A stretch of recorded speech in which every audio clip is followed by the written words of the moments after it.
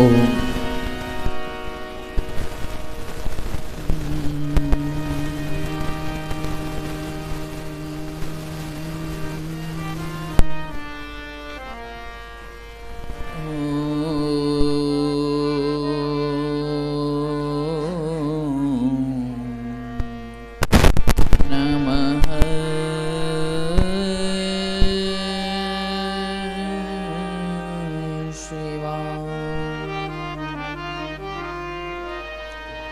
स्वस्ति श्री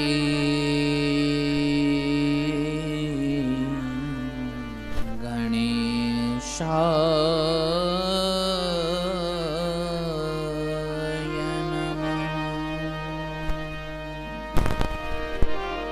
श्री सरस्वत्यै नमः। श्री सद्गुरुभ्यो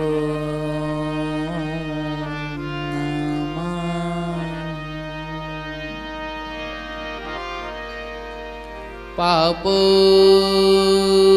हत बुद्धि नाम शिवे वार्तापि दुर्लभा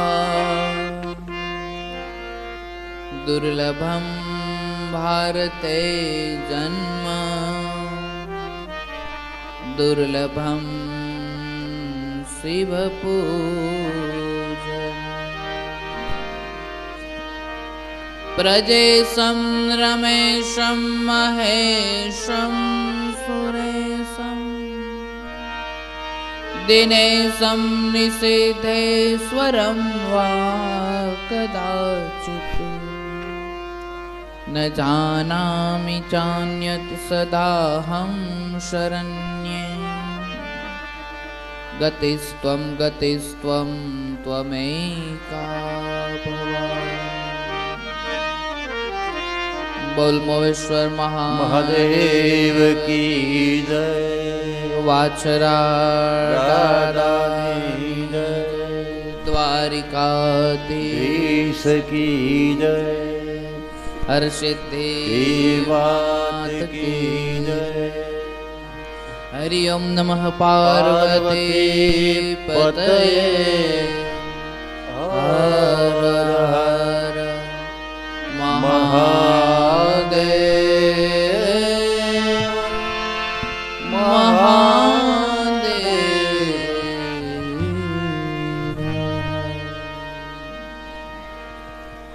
आइए घड़ी तो घड़ी के लिए परमात्मा ना नामનું संकीर्तन करिए। ओम शिव परात्परा शिव ओंकारा शिव तव शरणम्। ओम शिव परात्परा शिव ओंकारा शिव तव शरणम्। ओम शिव परात्परा शिव ओंकारा शिव तव शरणम्। ओम शिव परात्परा शिव ओंकारा शिव तव शरणम्। हे शिव शंकर भवानी शंकर। हे शिव शंकर भवानी शंकर। उमा महेश्वर तव शरणम्। गावो उमा महेश्वर तव चरणम्। गावो ओम शिव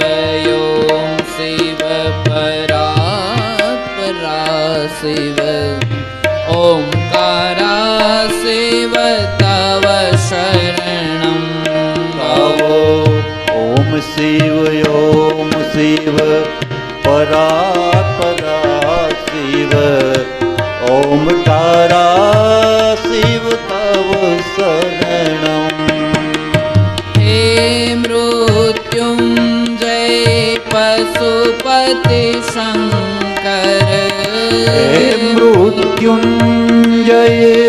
पशुपति शंकर भुजङ्गभूषण तव शरणं गाओ भुजङ्गभूषण तव शरणं गाओ ॐ शिव परा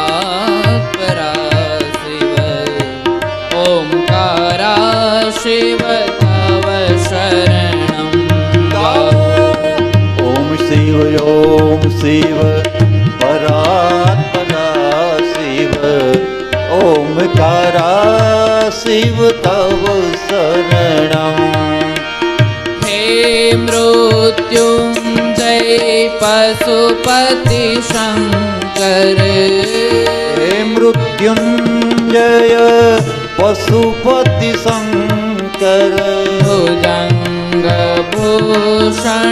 तव शरणं गाओ भुजङ्गभूषण तव शरणं गाओ ॐ शिव परात्परा शिव ओंकारा शिव तव शरणं गाओ ॐ शिव परात्परा शिव ओंकारा शिव तव गावो ओंकारा शिव तव शरणं गावो ओंकारा शिव तव गावो ओंकारा शिव तव शरणं गावो ओंकारा शिव तव शरणं गावो ओंकारा शिव तव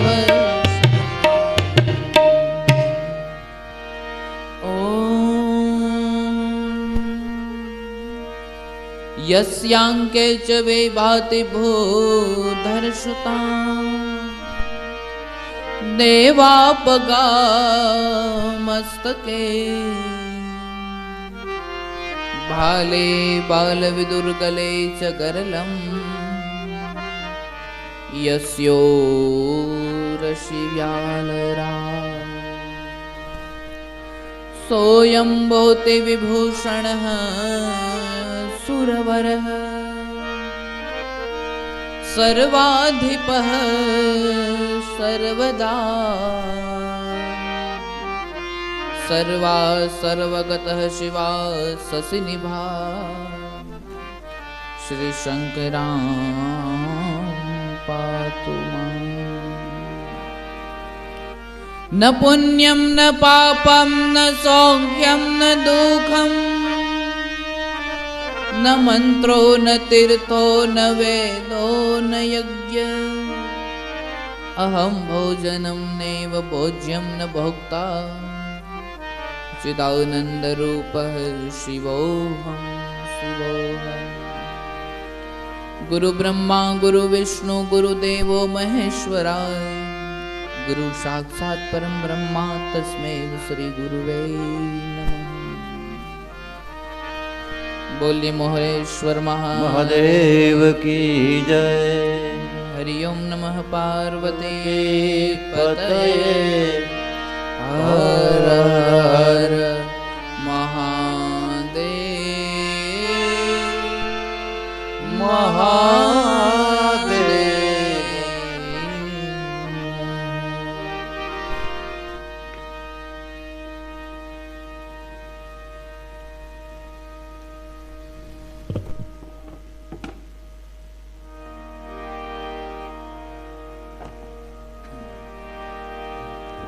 श्री हरिम परमानंदम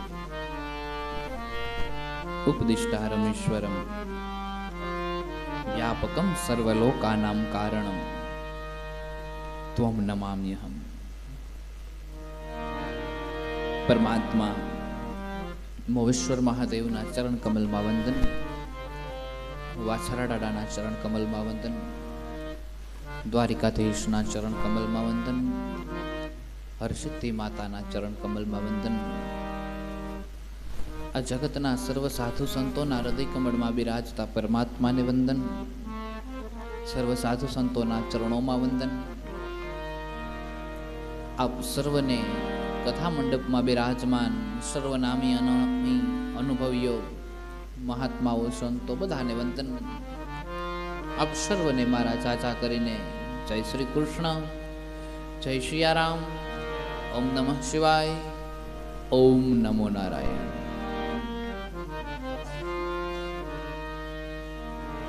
પરમાત્માની સુંદર દેદીપ્યમાન અને દિવ્ય આ પવિત્ર કથા, અને એ કથામાં આપણે સૌ પ્રવેશીએ છીએ. પરમાત્માની સુંદર ગાથા છે, જેને સાંભળતા આ જીવ ક્યારે થાકતો નથી, આ જીવને ક્યારે થકાન અનુભવાતી નથી, અને આ જીવ સાંભળ્યા પછી ફોગટ પણ ક્યારેય જાતો નથી. આ ફેરો ક્યારેય ફોગટ નથી થતો, પૂર્ણ થઈ જાય છે. પૂર્ણ રીતે ફેરો સંપૂર્ણપણે ઈશ્વરના ચરણમાં સમર્પિત થઈ જાય છે. કારણ કે આ જ કરવા આપણે અહીં ધક્કો ખાતો છે, આ કરવા માટે જ. પણ માનવ એના મનની મતિને ભૂલી જાય છે અને બીજા અવળે રસ્તે ચડી જાય છે. વ્યવહારો તો સ્વાભાવિક રીતે સંસ્કારોની જેમ આપણે નભાવવાના જ હોય. વ્યવહારો તો જીવનના કરવાના જ હોય છે. પરમ ધર્મને અપનાવવા માટે નાના ધર્મનો નાશ કરવો જ પડે છે. અને એટલે જ કદાચ દ્વારિકાધીશે પાંડવોને જીતાડવા માટે નાના નાના ક્યાંક અધર્મ કર્યા હોય તો કર્યા પણ હોય, ક્યાંક અપનાવ્યા હોય તો અપનાવ્યા પણ હોય. લક્ષ્મણા જ્યારે પગે નથી લાગતા ત્યારે પૂછે છે, ત્યારે લક્ષ્મણાએ સ્પષ્ટ શબ્દોની અંદર કીધું છે કે તમે કેટલા અધર્મ કર્યા છે, મારા પિતાએ કેટલા અધર્મ કર્યા છે. ભગવાનને સ્પષ્ટ શબ્દોમાં કીધું છે. ભગવાન એક શબ્દ નથી બોલ્યા એ સમયે. નારાયણી સેના તમે કૌરવોને આપીને તમે સ્વયં નારાયણ છો, નારાયણ બનીને તમે પાંડવોની તરફ રહ્યા છો. તમે વિચાર કરો ભગવાન કે નારાયણી સેના જેની સમક્ષ નારાયણ હોય એની સામે ક્યારેય જીતી શકે? તમારા શીખડાવેલા છે, તમારા ઊભા કરેલા છે, તમારા ઉત્પન્ન કરેલા છે, એ તમારી સામે ક્યારે જીતી શકે? નારાયણ સેનાને તૈયાર કરનારા પ્રભુ પરમાત્મા તમે છો, અને તમે પાંડવોની સામે નારાયણી સેનાને મૂકી દીધી છે. તો એ નારાયણી સેના તમારાથી કેમ જીતે? જયદ્રથને મારવા માટે થઈ અને તમે કેટલો મોટો અધર્મ કર્યો હતો. દુનિયાને એવો આભાસ કરાવી દીધો કે આજે ગ્રહણ છે એટલા માટે થઈને સૂર્યનારાયણ ઢંકાઈ ગયા છે. લોકોને એમ થયું કે સૂર્યાસ્ત થયો. અને અર્જુનને સ્પષ્ટ શબ્દમાં કીધું કે તું એને મારવા જા ત્યારે ધ્યાન રાખજે, એક બાણ એના ગળામાં મારજે અને બીજું બાણ એના ગળાની અંદર એવું મારજે કે એનું માથું દૂર એના પિતા જ્યાં તપસ્યા કરે છે સીધું એના ખોળામાં પડવું જોઈએ. કારણ કે વરદાન પ્રાપ્ત કર્યું છે કે જેનાથી જયદ્રથનું માથું ધરતી ઉપર પડે એ વ્યક્તિ પણ ભસ્મ થઈ જાય. એટલે એક ખાઈએ બે કટકા, જયદ્રથ પણ મરી જશે ને એના પિતાએ મરી જશે. બે કટકા, બે વ્યક્તિનું મૃત્યુ થશે. હકીકતે સૂર્યાસ્ત થયો નતો. એટલે એ સમયે કૌરવોએ એવું વ્યૂહ રચ્યું કે અર્જુનને કોઈ પણ સંજોગોની અંદર જયદ્રથ સુધી પહોંચવા ન દે, પણ જયદ્રથના સ્વભાવનો ફાયદો ઉઠાવી અને પરમાત્મા તમે સૂર્યાસ્તનો આભાસ કરાવ્યો, અને સૂર્યાસ્તનો આભાસ કરાવી અને પછી તમે છેતરપિંડી કરીને એ સમયે તમે શંખ વગાડી દીધો કે સૂર્યાસ્ત થઈ ગયો છે. અને જેવું સૂર્યનારાયણ ઉપરથી ગ્રહણ હટ્યું, લોકોને ખબર પડી કે આ સૂર્યાસ્ત થયો નથી. બરાબર એ સમયે અર્જુને નકર યુદ્ધનો નિયમ છે, તમે જ્યારે કોઈ ઉપર આક્રમણ કરો ત્યારે કેવું પડે કે સાવધાન. સાવધાન પણ નથી કહેવા દીધું અને તુરંત પ્રહાર કરી દીધો છે. સાવધાન કહેવા નથી દીધું, સીધો પ્રહાર કરી દીધો છે. આમ થયું છે. અનેક અધર્મ તમે પણ કર્યા છે. ત્યારે પરમાત્મા કહે છે કે દીકરા, પરમ સત્યને ધ્યાનમાં રાખવા માટે થઈને નાના નાના સત્યને ક્યારેક મારવું પડતું હોય છે. પરમ સત્યને સાચવવા માટે થઈ નાના સત્યને ક્યારેક મારી નાખવું પડતું હોય છે.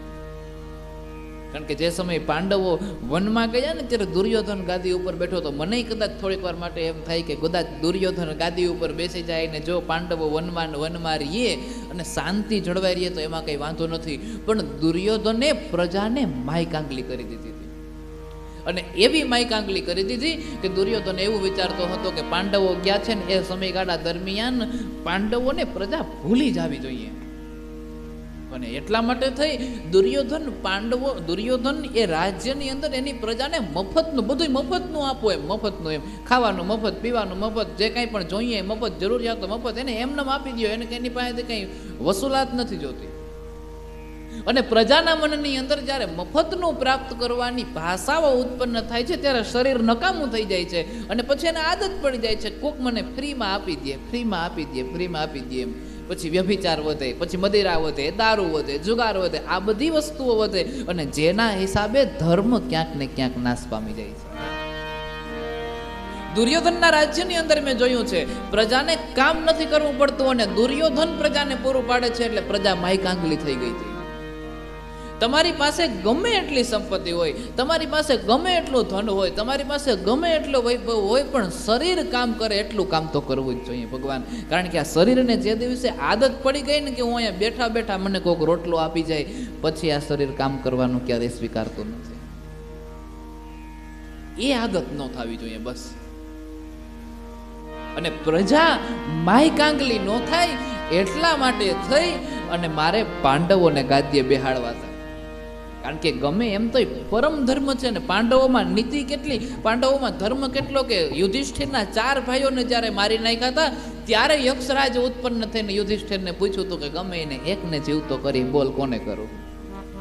અને ત્યારે યુધિષ્ઠિરે વિચાર કર્યો હતો કે કુંતાના 3 દીકરા તો અમે એમાંથી હું જીવું છું, એક માદ્રીનો દીકરો જીવવો જોઈએ, માતા માદ્રીનો દીકરો જીવિત હોવો જોઈએ, કાં નકુલને કરો અને કાં સહદેવને કરો.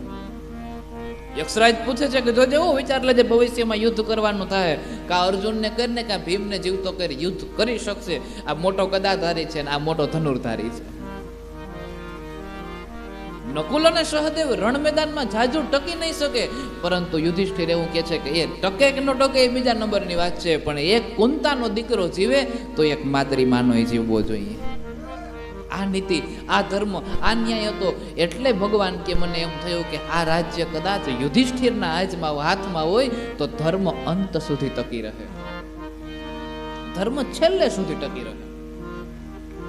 એટલે પરમ ધર્મને ટકાવવા માટે થઈ, પરમ સત્યને ટકાવવા માટે થઈને ક્યારેક ક્યારેક નાના ધર્મને, નાના સત્યનો નાશ કરવો પડે, અને તો જ ટકે, નહીતર ન ટકે ભગવાન. અહીંયા 4 થી 5.5 સત્સંગ ચાલે છે, 108 દિવસનો ચાતુર્માસ. તમે વચન આપી દીધું છે કે બાપુ કોઈ પણ સંજોગોની અંદર 4 થી 5.5 ના સમયગાળા દરમિયાન અમે સત્સંગ સાંભળવા આવશું ને આવશું.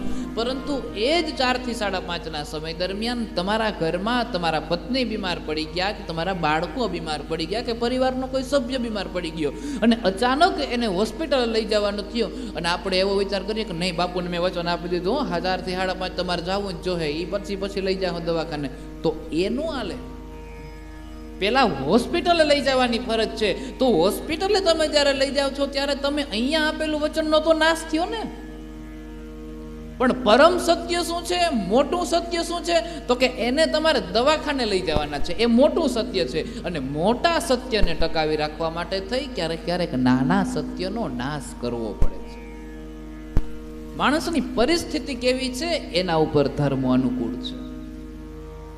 મોટા સત્યને ટકાવી રાખવા માટે થઈને ક્યારેક ક્યારેક નાનો ધર્મ નાશ થઈ જાય છે. અને એટલા માટે થઈ ધર્મ, દુર્યોધનની જે પ્રજા એ માયકાંગલી પ્રજા છે. એને કોઈ મફતમાં આપી દે, કોઈ રમાડે, જુગાર રમાડે, દારૂ વગેરે વગેરે જે બધી ચર્ચાઓ છે એ બધી જ દુર્યોધનની પ્રજા છે. અને જે ધર્મથી, નીતિથી, ન્યાયથી ખાનારા છે એ જે પ્રજા છે એ બધી પ્રજા છે એ અર્જુનની, યુધિષ્ઠિરની, ભીમની, નકુલની, સહદેવની પ્રજા છે. ધર્મનું અનુસાર જીવન હોવું જોઈએ, ધર્મને અનુરૂપ જીવન હોવું જોઈએ, અને તો જ સત્ય છે ભગવાન, નહીતર નહીં. જો ધર્મ નથી જીવનની અંદર તો ધૂળ પડે આ જિંદગીમાં. ધર્મને અનુરૂપ જીવતર હોવું જોઈએ, ધર્મને અનુરૂપ જીવતર હોવું જોઈએ. પરમ સત્યને જાળવી રાખવું જોઈએ, પરમ સત્યને ટકાવી રાખવું જોઈએ. તમે જ્યારે સમાજમાં બહુ મોટું સ્થાન પ્રાપ્ત કરવા માંગો છો, તમે જ્યારે સમાજમાં બહુ વધારે વિશાળતા પ્રાપ્ત કરવા માંગો છો, તમે જ્યારે સમાજની અંદર વધારે સ્થાનને પ્રાપ્ત કરી અને માન સન્માન મેળવવા માંગો છો, ત્યારે સમાજ ઉપર તમારે વિશ્વાસ મૂકવો પડે છે, ભરોસો મૂકવો પડે છે. અને સર્વપ્રથમ પહેલું ડગલું તમારાથી શરૂ થયેલું હોવું જોઈએ, તો જ આગળ ચાલશે. આગળનાઓ આપણી તરફ બનશે, નહીતર કોઈ આ જમાનાની અંદર નવરું નથી ભગવાન. પ્રથમ પ્રયાસ આપણો હોવો જોઈએ. તમારે બહુ વિશાળતાને પ્રાપ્ત કરવી છે, બહુ મોટા સ્થાનને પ્રાપ્ત કરવું છે, ત્યારે હર એક સ્થાનની અંદર કોઈને કોઈ સ્વરૂપની અંદર તમારો વિશ્વાસ હોવો જરૂરી છે. શ્રદ્ધા વિશ્વાસ રૂપિણી. શ્રદ્ધા અને વિશ્વાસ શિવ અને પાર્વતીનું સ્વરૂપ છે. વિશ્વાસ હોવો જરૂરી છે, બસ. અનિલ અંબાણી, મુકેશ અંબાણી ના બધા જે મોટા મોટા માણસો થઈ ગયા, એક એના ઘરના નોકરો પાસેથી ચાના કોફીના હિસાબ ન માંગતા હોય, કહેતા હોય કે એટલી કોફી થાય એટલે થઈ જ હોય, બિલ આપી દે. ત્યાં પછી અને આપણે શું કરીએ છીએ કે આપણા રૂમની ચાવી હું કોઈ ન દઉં એમ. પછી એકલો માણસ કેટલું કરી શકે? એકલો માણસ કેટલું સાચવી શકે? એકલો માણસ કેટલું રાખી શકે? અને એટલા માટે થઈ એકથી તો જેટલું થતું હોય એટલું જ થાય. તમારા રૂમની અંદર 180 કે 200 કે 300 માણસની બેઠક વ્યવસ્થા હોય, અને 300 માણસની બેઠક વ્યવસ્થા હોય, ને તમારે ઘેર 5000 માણસ આવે, મહેમાનો આવે, ત્યારે તમારે એક તો માઇન્ડ સેટ કરી જ લેવાનો કે આપણા રૂમમાં 300 જણા જ સમાશે, એનાથી વધારે નહીં આવે. પછી બીજા જે 4700 લોકો છે એને ક્યાં બેસાડવાનું ને એ વિચારવાનું છે. અહીંયા 300 થી વધારે નહીં આવે, બહુ તો ખૂચીને બેસાડીએ તો 2-5 વધારે આવે, પણ એથી વધારે ન આવે. એ એક માઇન્ડ સેટ કરી લેવાનું છે આપણે. એટલે એક માણસથી જેટલું થાય એટલું જ થાય, એક માણસથી જેટલું કરી શકાય એટલું જ કરી શકાય. પણ એ વ્યક્તિ જ્યારે બીજા ઉપર ભરોસો રાખે છે, બીજા ઉપર વિશ્વાસ રાખે છે, બીજા ઉપર છોડે છે, અને એ જે ભેગું કરીને એનું જે પ્રાપ્ત થાય છે, એનાથી એને વિશાળતા પ્રાપ્ત થાય છે. ભરોસો હોવો જરૂરી છે, બસ ભગવાન જીવનની અંદર. આ તો રૂમની ચાવી હું રાખું, ઓફિસની ચાવી હું રાખું, ને હિસાબના ચોપડાઈ મારી પાસે રાખું, તો એ બધું ભેગું એકલો કેટલું કરે? એકલાથી કેટલું થાય? કોઈ કાળે સંજોગે ભેગું ન થાય ભગવાન. અને પછી એની એક મર્યાદા બંધાઈ જાય છે કે એટલું જ રીએ, એમ એનાથી વધારે ન થાય, એટલું જ રીએ, એનાથી વધારે કંઈ આગળ ન વધી શકાય. પ્રકૃતિને અનુરૂપ જીવન હોવું જોઈએ, પ્રકૃતિને અનુરૂપ જીવવું જોઈએ. આ શરીર છે કે એક વખત જેમ ગઈકાલની કથાની અંદર કીધું હતું, પેલા ત્વચા બને, ને પછી લોહી, ને પછી માંસ, ને માના ગર્ભની અંદર જ્યારે હોય ત્યારે ગઈકાલની કથામાં આપણે ચર્ચા કરી હતી કે પહેલા 2 મહિનાની અંદર શું વસ્તુ આ શરીરની બને છે, પછીના 3 મહિને શું બને છે, પછીના 6 મહિને શું બને, જ્યારે 7 મહિના થાય છે ત્યારે આ શરીર એકદમ સંપૂર્ણપણે બની જાય છે, અને એક કાયા એકદમ ઘડાઈ ગઈ હોય છે. પછી 2 મહિના સુધી પરિપક્વ થાય છે, અને સ્વપ્ન અવસ્થાની અંદર આગળના જન્મમાં કરેલા જે કાંઈ પણ કર્મો છે એ કર્મને આ જીવ એના માના ગર્ભની અંદર રહી અને યાદ કરે છે, ને પીડાને ભોગવે છે કે હવે નહીં કરું, જવા દ્યો, હવે નહીં કરું, જવા દ્યો, હવે નહીં થાય, હવે નહીં થાય. પણ જેવા માના ગર્ભથી બહાર નીકળીએ છીએ એટલે વળી પાછા હતા એના એ જ ઈર્ષા, એ જ દ્વેષ, ને એ જ રાગ, ને એ જ બધું એનું એ જ, એમાં કાંઈ ફેરફાર નહીં ને. ગમે એટલા સમજાવીએ છીએ, લાખ પાછા વાળીએ છીએ, પણ આ મન છે કે વળતું જ નથી ને, આ બુદ્ધિ છે કે સમજતી જ નથી ને, આ ચિત્ર છે કે જે પાછું જવા માંગતું જ નથી ને. ગમે એટલા પ્રયત્ન થાય ભગવાન, ગમે એટલી વખતે વાળવામાં આવે, પણ કોઈ પણ સંજોગોની અંદર, કોઈ પણ રીતે, કોઈ પણ સ્વભાવે, કોઈ પણ ભાવે એક પણ વળતું જ નથી. ત્યાં રહેવા માંગે છે. પરમાત્માની દિવ્ય કથા છે. ઈશ્વર જ્યારે કાંઈ પણ કરવા માંગે છે ત્યારે એમાં કોઈ પણ પ્રકારની શંકાને સ્થાન હોતું જ નથી. ઈશ્વરે એની મરજી મુજબ એના આયોજનો બનાવીને જ રાખ્યા હોય છે. નિયતિના આયોજનને આપણે ક્યારેય પહોંચી ના શકીએ. નિયતિ કહેતા નસીબ, એના આયોજને આપણે ક્યારે ન પહોંચી શકીએ. એનાથી જો પાછા વળી શકીએ તો કેવલ અને કેવલ જીવનની અંદર એક ही વસ્તુ છે, જે છે સાધના, જે છે ઉપાસના.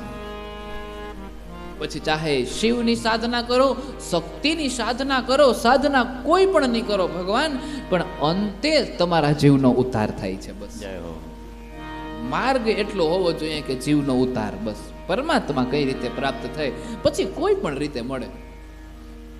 દ્વારકામાં મળે તો ઈ છે, ને બદ્રીનાથમાં મળે તો ઈ છે, ને અમરનાથમાં મળે તો ઈ છે, ને ગામના પાદરમાં મળે તો ઈ છે. ભગવાન મળવા જોઈએ, ઉદ્દેશ્ય એટલો હોવો જોઈએ આપણો. બસ લાંબામાં મળે તોય શું ફેર પડે, ને ગાંધીમાં મળે તોય શું ફેર પડે, ભગવાન મળવા જોઈએ. જીવનનો ઉદ્દેશ એટલો હોવો જોઈએ કે ઈશ્વર મળવા, બસ બીજું કાંઈ નહીં ને. પણ ફરી પાછું એક વખત રિપીટ કરું છું, જોજો પાછા વ્યવહારો ન ભૂલાઈ જાય. વ્યવહારને જે વ્યવસ્થિત સાચવી શકે છે, ઈશ્વરને એ જ પ્રાપ્ત કરી શકે છે. જીવન બહુ અઘરું છે વાલા, એમનેમ કઈ ન જીવાય. વ્યવહારો પણ સાચવતા જવાના, જિંદગી પણ જીવતી જવાની, આસપાસના વ્યવહારોને સાચવીને માણસોની સાથે માણસાઈ પણ નિભાવતી જવાની, અને સમય મળે ત્યારે યોગ્ય રીતે પરમાત્માને પછી પણ લેવાના. જય હો. આખી જિંદગી માળા ફેરવા કરો અને પછી માણસોની સામે વડકા નાખીએ, પરમાત્મા કોઈથી પ્રગટ ન થાય. તમે કયો ન્યા લખીને સહી કરતો, એક પણ સંજોગોમાં પ્રગટ ન થાય. પરંતુ માનવ સેવા કરીએ, સેવા એ પરમો ધર્મ છે. સેવાથી મોટો ધર્મ નથી. સેવા જ્યારે કરો છો, મનની અંદર દ્વેષ નથી, ઈર્ષા નથી, રાગ નથી, આવી અનેક કોઈ પણ પ્રકારની વસ્તુઓ નથી. અને દિવસમાં એકાદ વખત માટે જ્યારે ભજન કરી લઈએ છીએ, અને એ છે ઈશ્વર સુધી પહોંચી જાય છે. પણ આદત હોવી જોઈએ, ટેવ હોવી જોઈએ, પ્રારબ્ધ છે, પ્રાથમિકતા છે. આ બધી જ વસ્તુઓના કંઈક નિયમ હોય છે. ભગવાન કોઈ ને કોઈ સ્વરૂપની અંદર કંઈક ને કંઈક છુપાયેલું હોય છે વાલા.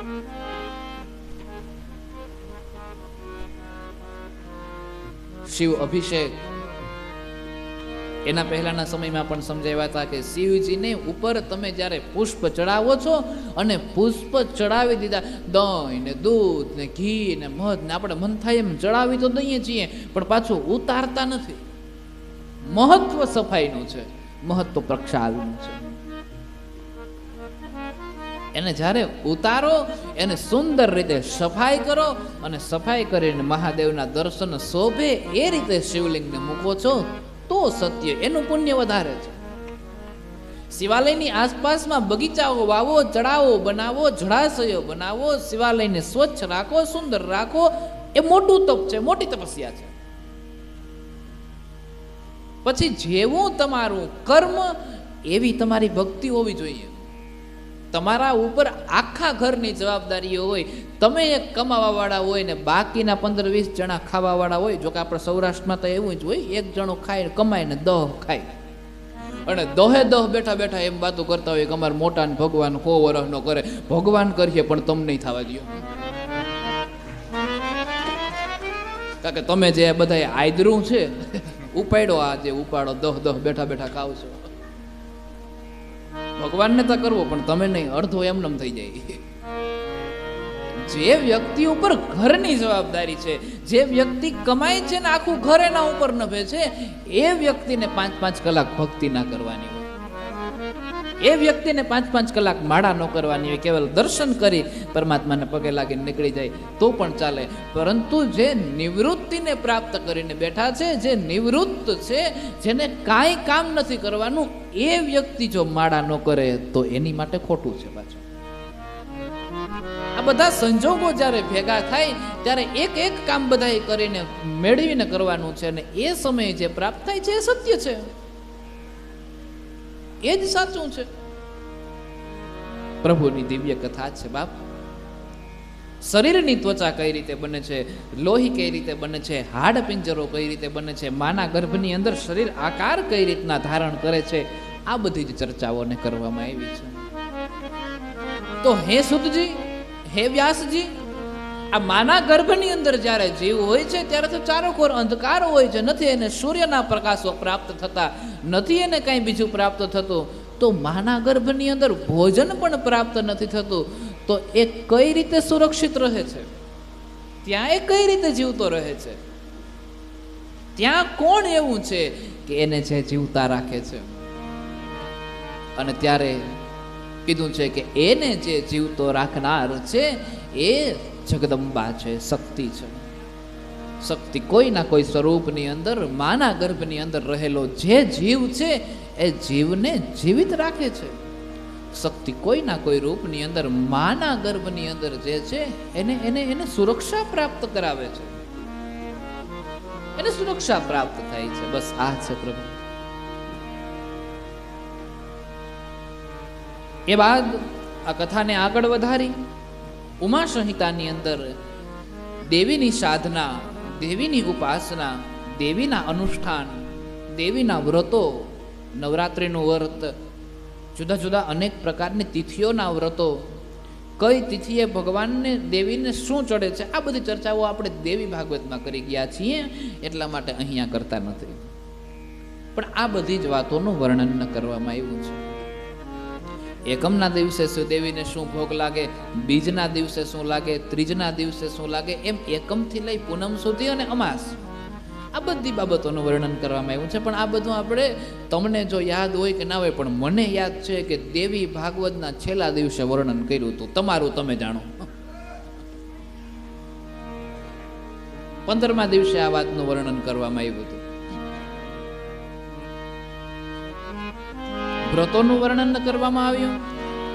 વર્ષની અંદર 4 નવરાત્રિઓ આવે છે, એ 4 નવરાત્રિનું વર્ણન કરવામાં આવ્યું.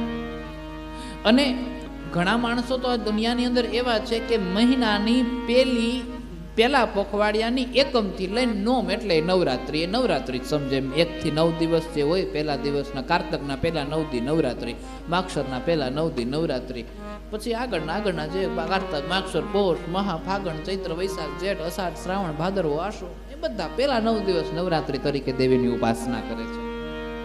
પૂનમ દેવીનો બહુ મોટો ઉત્સવ છે. પૂનમે કુંભ ભૈરો ને સાંભળજો કરુણાએ, દેવીનો ઉત્સવ છે. શરદ પૂર્ણિમાનો ઉત્સવ હોય છે. આ બધા જુદા જુદા ઉત્સવો છે. એ બાદ સુંદર રીતે તો જો પૂનમનો એક મહિમા છે, એક શરદ પૂર્ણિમા છે કે જેને ભગવાને બહુ સુંદર રીતે રાસલીલા કરી છે શરદ પૂર્ણિમાને દિવસે. અને હોળી ક્યારે આવે? ફાગણમાં ન આવે તો આપણા સ્વભાવ ઉપર આધાર હોય, ગમે તે ઘરમાં ઉપડે. આ હોળીનું તો એવું છે, આપણે જોઈ ઘરનાને કરવી હોય તોય થાય. જય હો. એ તો સ્વભાવ ઉપર આધાર છે. પણ એક પૂનમ અંજવાળી પૂનમ છે ને એક પૂનમ અંજવાળી હોવા છતાંય કાળી પૂનમ છે. કારણ કે એ દિવસે હોલિકા પોતાના ખોળામાં પ્રહલાદને લઈને સળગાવવા માટે બેસે છે, પોતાના હગા ભત્રીજાને સળગાવવા માટે બેસે છે, એવી કથા છે ને. કારણ કે પોતાના સગા દીકરાને, સગા ભાઈના દીકરાને ખોળામાં લઈને બેસાડે છે, કારણ કે એને મારી નાખવો છે. એટલે અંજવાળી હોવા છતાં અંધારી પૂનમ કહેવાય. અને એક અમાસ અંધારી હોવા છતાં પણ અંજવાળી કહેવાય છે, કારણ કે એ દિવસે રાજા રામ અયોધ્યામાં પાછા પધારે છે અને ચારો ઓર અંજવાળા કરવામાં આવે છે અને રામને રાજ્ય અભિષેક કરવામાં આવે છે. અમાસ અંધારી છે તેમ છતાં પણ અંજવાળી કહેવાય છે. મહત્વ આ બધી વસ્તુઓનું છે. ભગવાન કયા સમયે કઈ વાત કરવામાં આવે એ વાતનું વધારે મહત્વ છે, એ વાતનું વધારે અસ્તિત્વ છે. આ રીતે બધી ચર્ચાઓ કરી છે. ત્યારબાદ મહિષાસુરનો વધ કઈ રીતે થયો છે એ કથાને જણાવી છે. આઈએ આ કથાને પણ આપણે વિસ્તારથી દેવી ભાગવતમાં સાંભળી છે, એટલા માટે સંક્ષિપ્તમાં વાત કરું. રંભ અને કરંભ નામના દનુના 2 સંતાનો છે. દનુના સંતાનો છે એટલા માટે થઈ એ દાનવો કહેવાય, અને દાનવ એટલે રાક્ષસ. રંભ અને કરંભ આ બંને તપસ્યા કરે છે. એક પાણીમાં બેસીને તપસ્યા કરે છે અને એક અગ્નિમાં બેસીને તપસ્યા કરે છે. પાણીમાં બેસીને તપસ્યા કરી અને અગ્નિમાં બેસીને તપસ્યા કરી છે. એ સમયે એવું કહેવાય છે કે પાણીમાં બેસીને જે કરંભ તપસ્યા કરે છે એ પાણીમાં હોવાને કારણે પોતાના શરીર ઉપર અસ્તિત્વને સ્થિરતાને કાબૂમાં નથી રાખી શકતો અને પોતાની સંયમને ખોઈ બેસે છે અને તે ઇન્દ્રના મોકલેલા દૂતો સામે હારી જાય છે. પરંતુ રંભ છે એ અગ્નિમાં બેસીને તપસ્યા કરે છે, પરંતુ અગ્નિમાં બેઠો છે એટલા ઉપર સંયમને કાબુ રાખી શકે છે અને સંયમ ઉપર કાબુ રાખી અને અગ્નિની અંદર તપસ્યા કરીને પોતે સફળ થઈ જાય છે. ઇન્દ્રના જે મોકલેલા દૂતો છે એ એની ઉપર પોતાનો પ્રભાવ નથી દર્શાવી શકતા અને એટલા માટે બ્રહ્માજી પ્રગટ થયા. સીધો સ્વભાવ, દેવતાઓ હોય એનો સીધો નિયમ, જે મહેનત કરે એને કંઈક મળવું જોઈએ. પછી રાક્ષસ હોય, દાનવ હોય કે માનવ કોઈ પણ હોય, દેવ હોય કે પછી કોઈ પણ હોય, મહેનત કરે એને કંઈક મળવું જોઈએ. એટલા માટે વરદાન દેવા માટે બધાયરા. હવે આની પાસે હિરણ્યકશિપુ વાળું આખું લિસ્ટ હતું. ભગવાને કીધું કે માગો, તો એની પહેલા એમ કીધું કે હું અમર થઈ જાઉં. બ્રહ્માજી કે અમર તો અમય નથી, અવિનાશીનું કામ છે ને અવિનાશી ખાલી મહાદેવ છે, એના સિવાય આ જગતમાં બીજું કોઈ નહીં. અને ત્યારે પેલા એ કીધું છે રંભે, ઓલું હિરણ્યકશિપુનું જે લિસ્ટ છે ને આખું એની પાસે કોપી પેસ્ટ કરેલ તૈયાર હતું. દિવસે ન મરું, રાતે ન મરું, ને ઉપર નહીં, નીચે નહીં, આનાથી નહીં, આનાથી નહીં, ઝેરથી નહીં, વગેરે વગેરે બધી જે કાંઈ પણ શરતો હતી એ બધી મૂકી. ટૂંકમાં મરવાના દરવાજા બધા બંધ કરી દીધા, પણ એક દરવાજો ભૂલી ગયો. હિરણ્યકશિપુ એક દરવાજો ભૂલી ગયો છે. આ મહિષાસુર વરદાન માગે છે. હવે અહીંયા રંભની સામે જેવા ભગવાન પ્રસન્ન થયા છે, એ પ્રસન્ન થતાની સાથે જ વરદાન માંગ્યું છે કે મને એવો પુત્ર આપો કે જે 3 લોક ઉપર નિવાસ કરે, 3 લોક ઉપર રાજ કરે. ત્રિપુર નિવાસી, ત્રિપુરાસુર એ વગેરે જે કાંઈ પણ કહીએ, મહિષાસુર કે જે તમે કહો, પણ 3 લોક ઉપર જેનો પેલું રાજ હોવું જોઈએ, એકદમ આમ દબદબો હોવો જોઈએ એમ. એટલે બ્રહ્માજીએ કીધું કાંઈ વાંધો ને, અહીંયાથી તું જા અને પેલી સ્ત્રી તને જે પ્રાપ્ત થશે એ પ્રથમ સ્ત્રી જેમ તને પ્રાપ્ત થશે એનાથી તને જે પુત્ર થશે એ જે પુત્ર છે એ 3 લોક ઉપર રાજ કરશે, એવો પુત્ર થશે. હવે રંભ જેવો ત્યાંથી નીકળો ને એટલે હામી મહિષી મેળી. મહિષી એટલે તો આમ સીધી રીતે ભેંસ થાય. હા, ભેંસને મહિષી કહેવાય, સીધી રીતે ભેંસ થાય. અને અહીંયા મહિષીનો અર્થ એવો છે કે ઘણી સ્ત્રીઓને એવી આદત હોય છે કે એકદમ રૂપિયા વધારે હોય, એકદમ સંપત્તિ વધારે હોય, બુદ્ધિ જરાય ના હોય ને ઠાઠમાઠ બહુ હોય. બુદ્ધિ જરાય બિલકુલ ના હોય. મહિષી અહીંયાની જે મહિષી છે ને એ આ છે. સંપત્તિ વધારે છે, રાણી જેવા ઠાઠમાઠ છે અને બુદ્ધિ જરાય નથી. એટલે ઘણી બહેનો ન નીકળતા હોય તો અહીં કુણી સુધી બંગડીઓ પહેરે, 2 પહેરે તો એ છે ને અહીંયા સુધી પહેરે તો આમાં એટલું કરવાનું શું જરૂર છે? અહીંયા પુગાડે. ઠાઠમાઠ જે છે રાજા રાણી જેવા હોય, એનો અર્થ બુદ્ધિ નથી એમ. કયા સમયે કેવો શણગાર સજવો ને એનું નક્કી ના હોય. એક પુરુષ એના પત્નીને કીધું કે મારે એક જગ્યાએ ખરખરે જવાનું છે, તમારે આવવું છે? તો ઉભા રહી હું ઘડચોરું પહેરી આવું. અરે પણ ન્યા નો પહેરવાનું.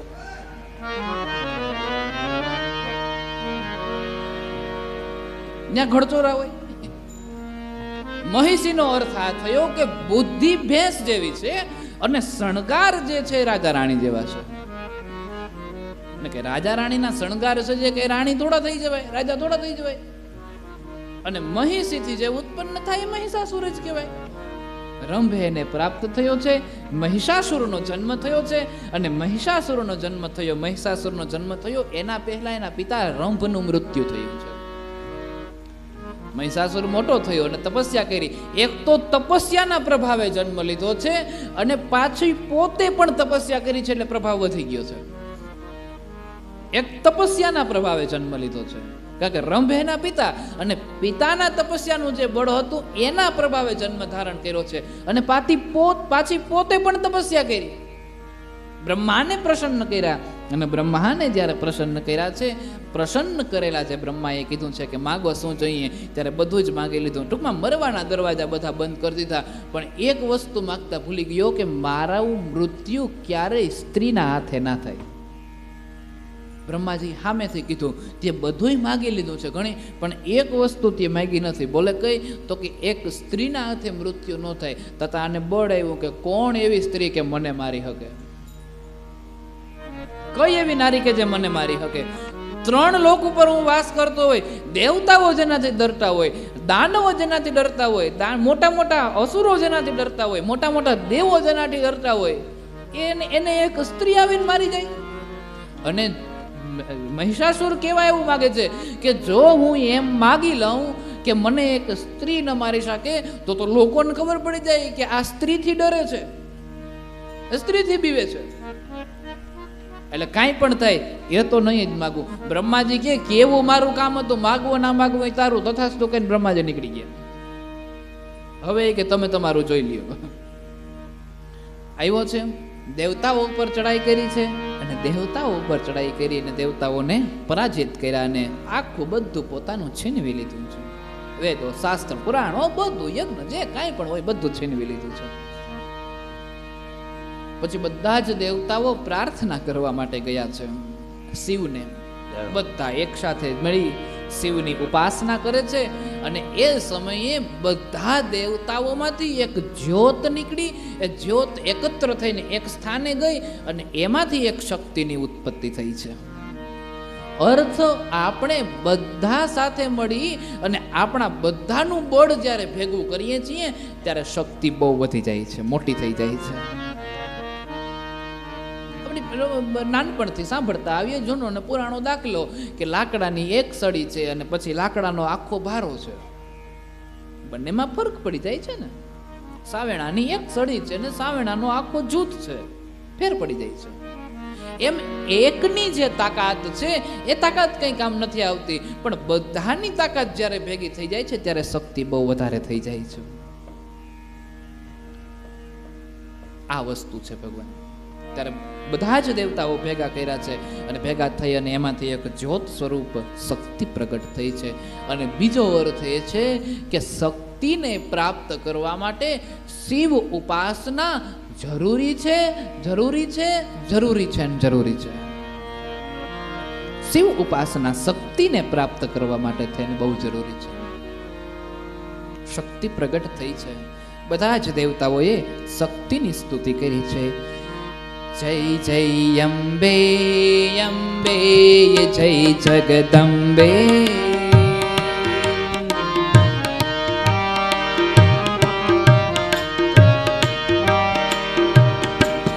જય જય અંબે અંબે, જય જગદંબે.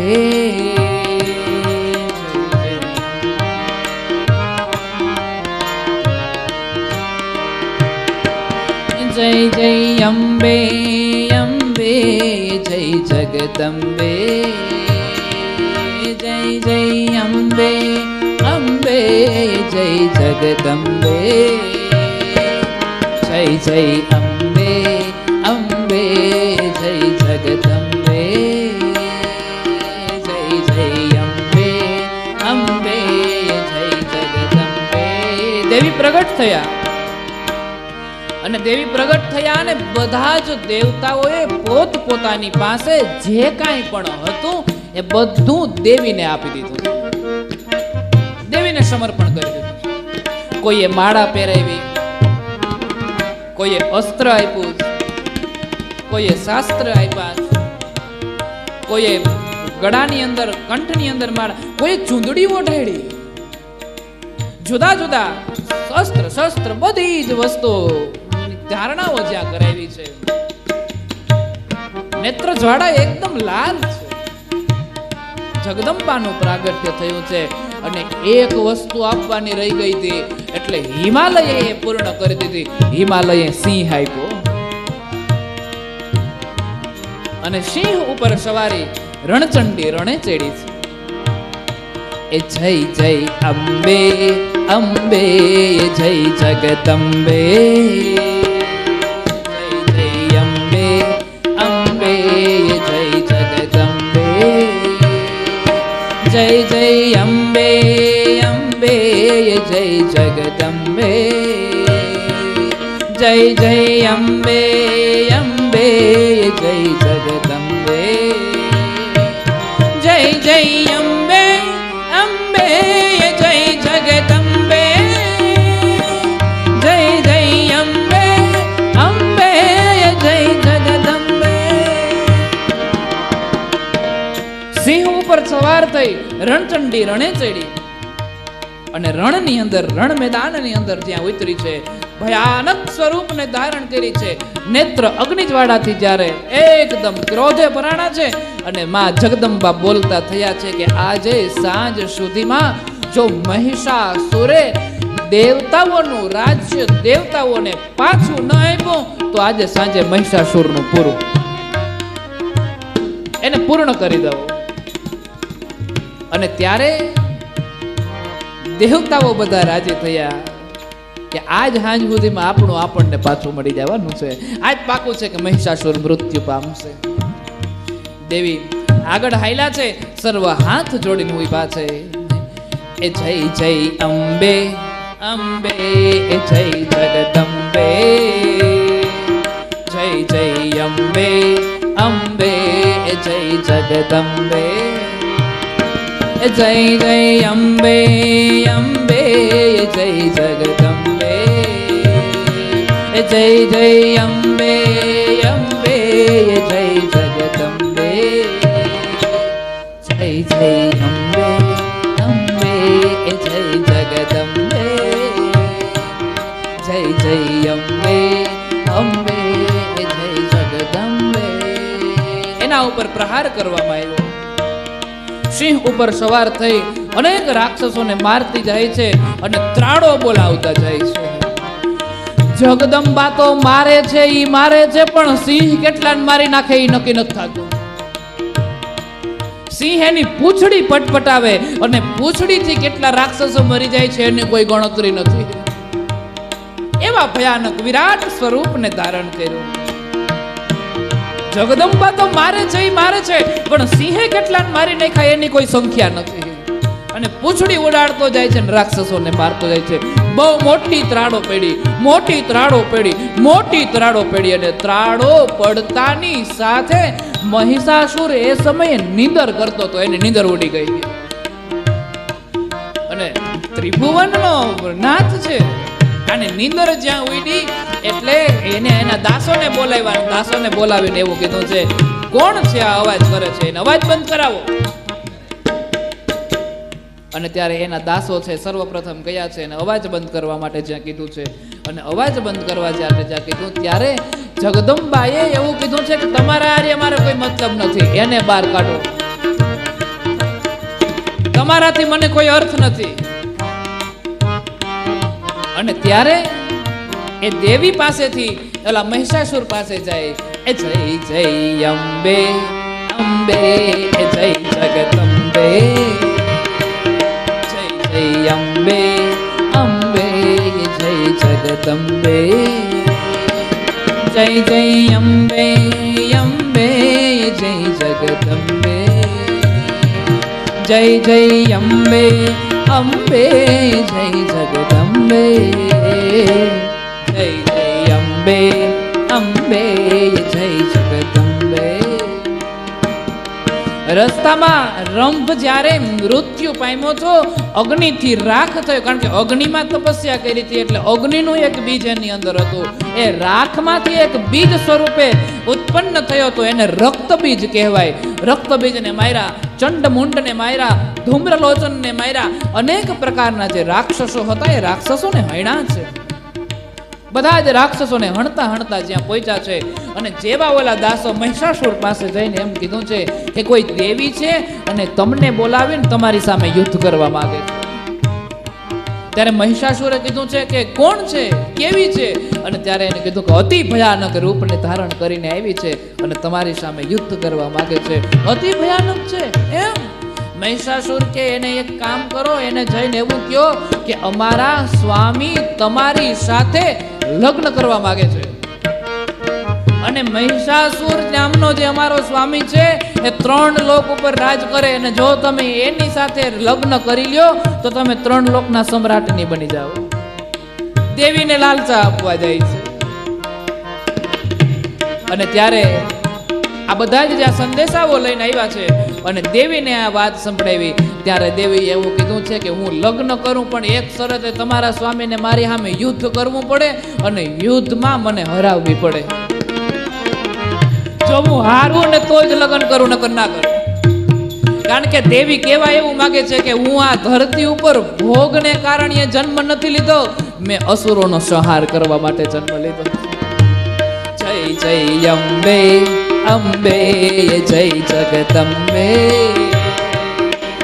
જય જય અંબે અંબે જય જગદંબે, જય જય અંબે અંબે જય જગદંબે, જય જય અંબે અંબે જય જગદંબે. અને ત્યારે એ બધા જ જે દૂતો હતા એ મહિષાસુર પાસે પાછા ગયા અને પાછા જઈને કીધું કે કોઈ પણ સંજોગોની અંદર માને એમ નથી. ત્યારે મહિષાસુર ખુદ પોતે ઊભો થયો, બહાર આવ્યો છે અને જ્યાં યુદ્ધ કરવા જાય છે, નારી શક્તિ છે, વરદાન જ હતું કે આ દેશની અંદર શક્તિ મારી શકશે, બીજું કોઈ નહીં મારી શકે. એટલે નારી શક્તિના સ્વરૂપની અંદર દેવી પ્રગટ થયા છે.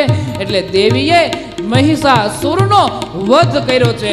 બોલ્ય મહિષાસુર મર્દિની માત કી જય. અહિગિરી નંદિની નંદિત મેદિની વિશ્વ વિનોદિની વિષ્ણુનુતે, ગિરિવર વિંધ્ય શિરોદિની વાસિની વિષ્ણુ વિલાસિની જિષ્ણુનુતે, ભગવતી હે સતી કંઠ કુટુંબિની ભૂરી કુટુંબિની ભૂરી કૃતે, જય જય હે મહિષાસુર મર્દિની રમ્ય કપર્દિની શૈલ સુતે મા, રમ્ય કપર્દિની શૈલ સુતે મા, રમ્ય કપર્દિની શૈલ સુતે.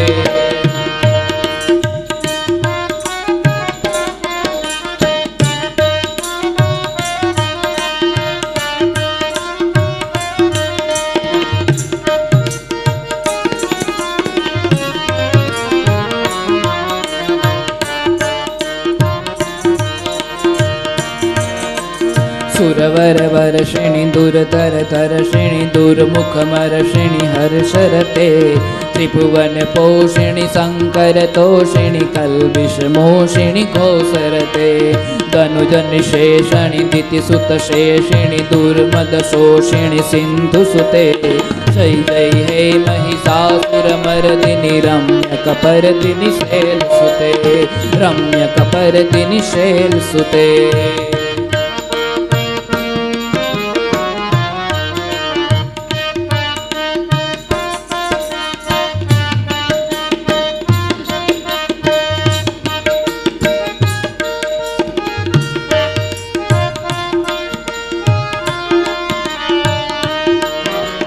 अयि जगदम्ब मदम्ब कदम्ब विनल प्रिय वासिनी हासरते, शिखर शिरोमणि तृंग हिमालय सृगनी जालय मध्यगते, मधु मधुरे मधु कैटप गज्जिनि कैटप भज्जिनि रासरते, जय जय हे महिषासुर मर्दिनि रम्य कपर्दिनि शैल सुते मा, रम्य कपर्दिनि शैल सुते.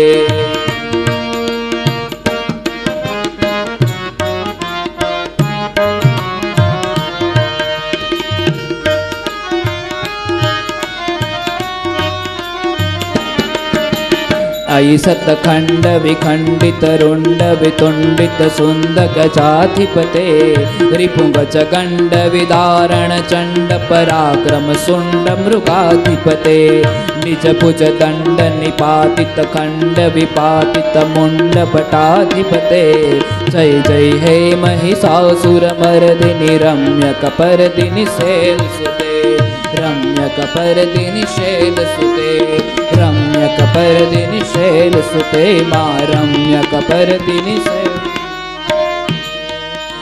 बोलिए महिषासुर मर्दिनी मात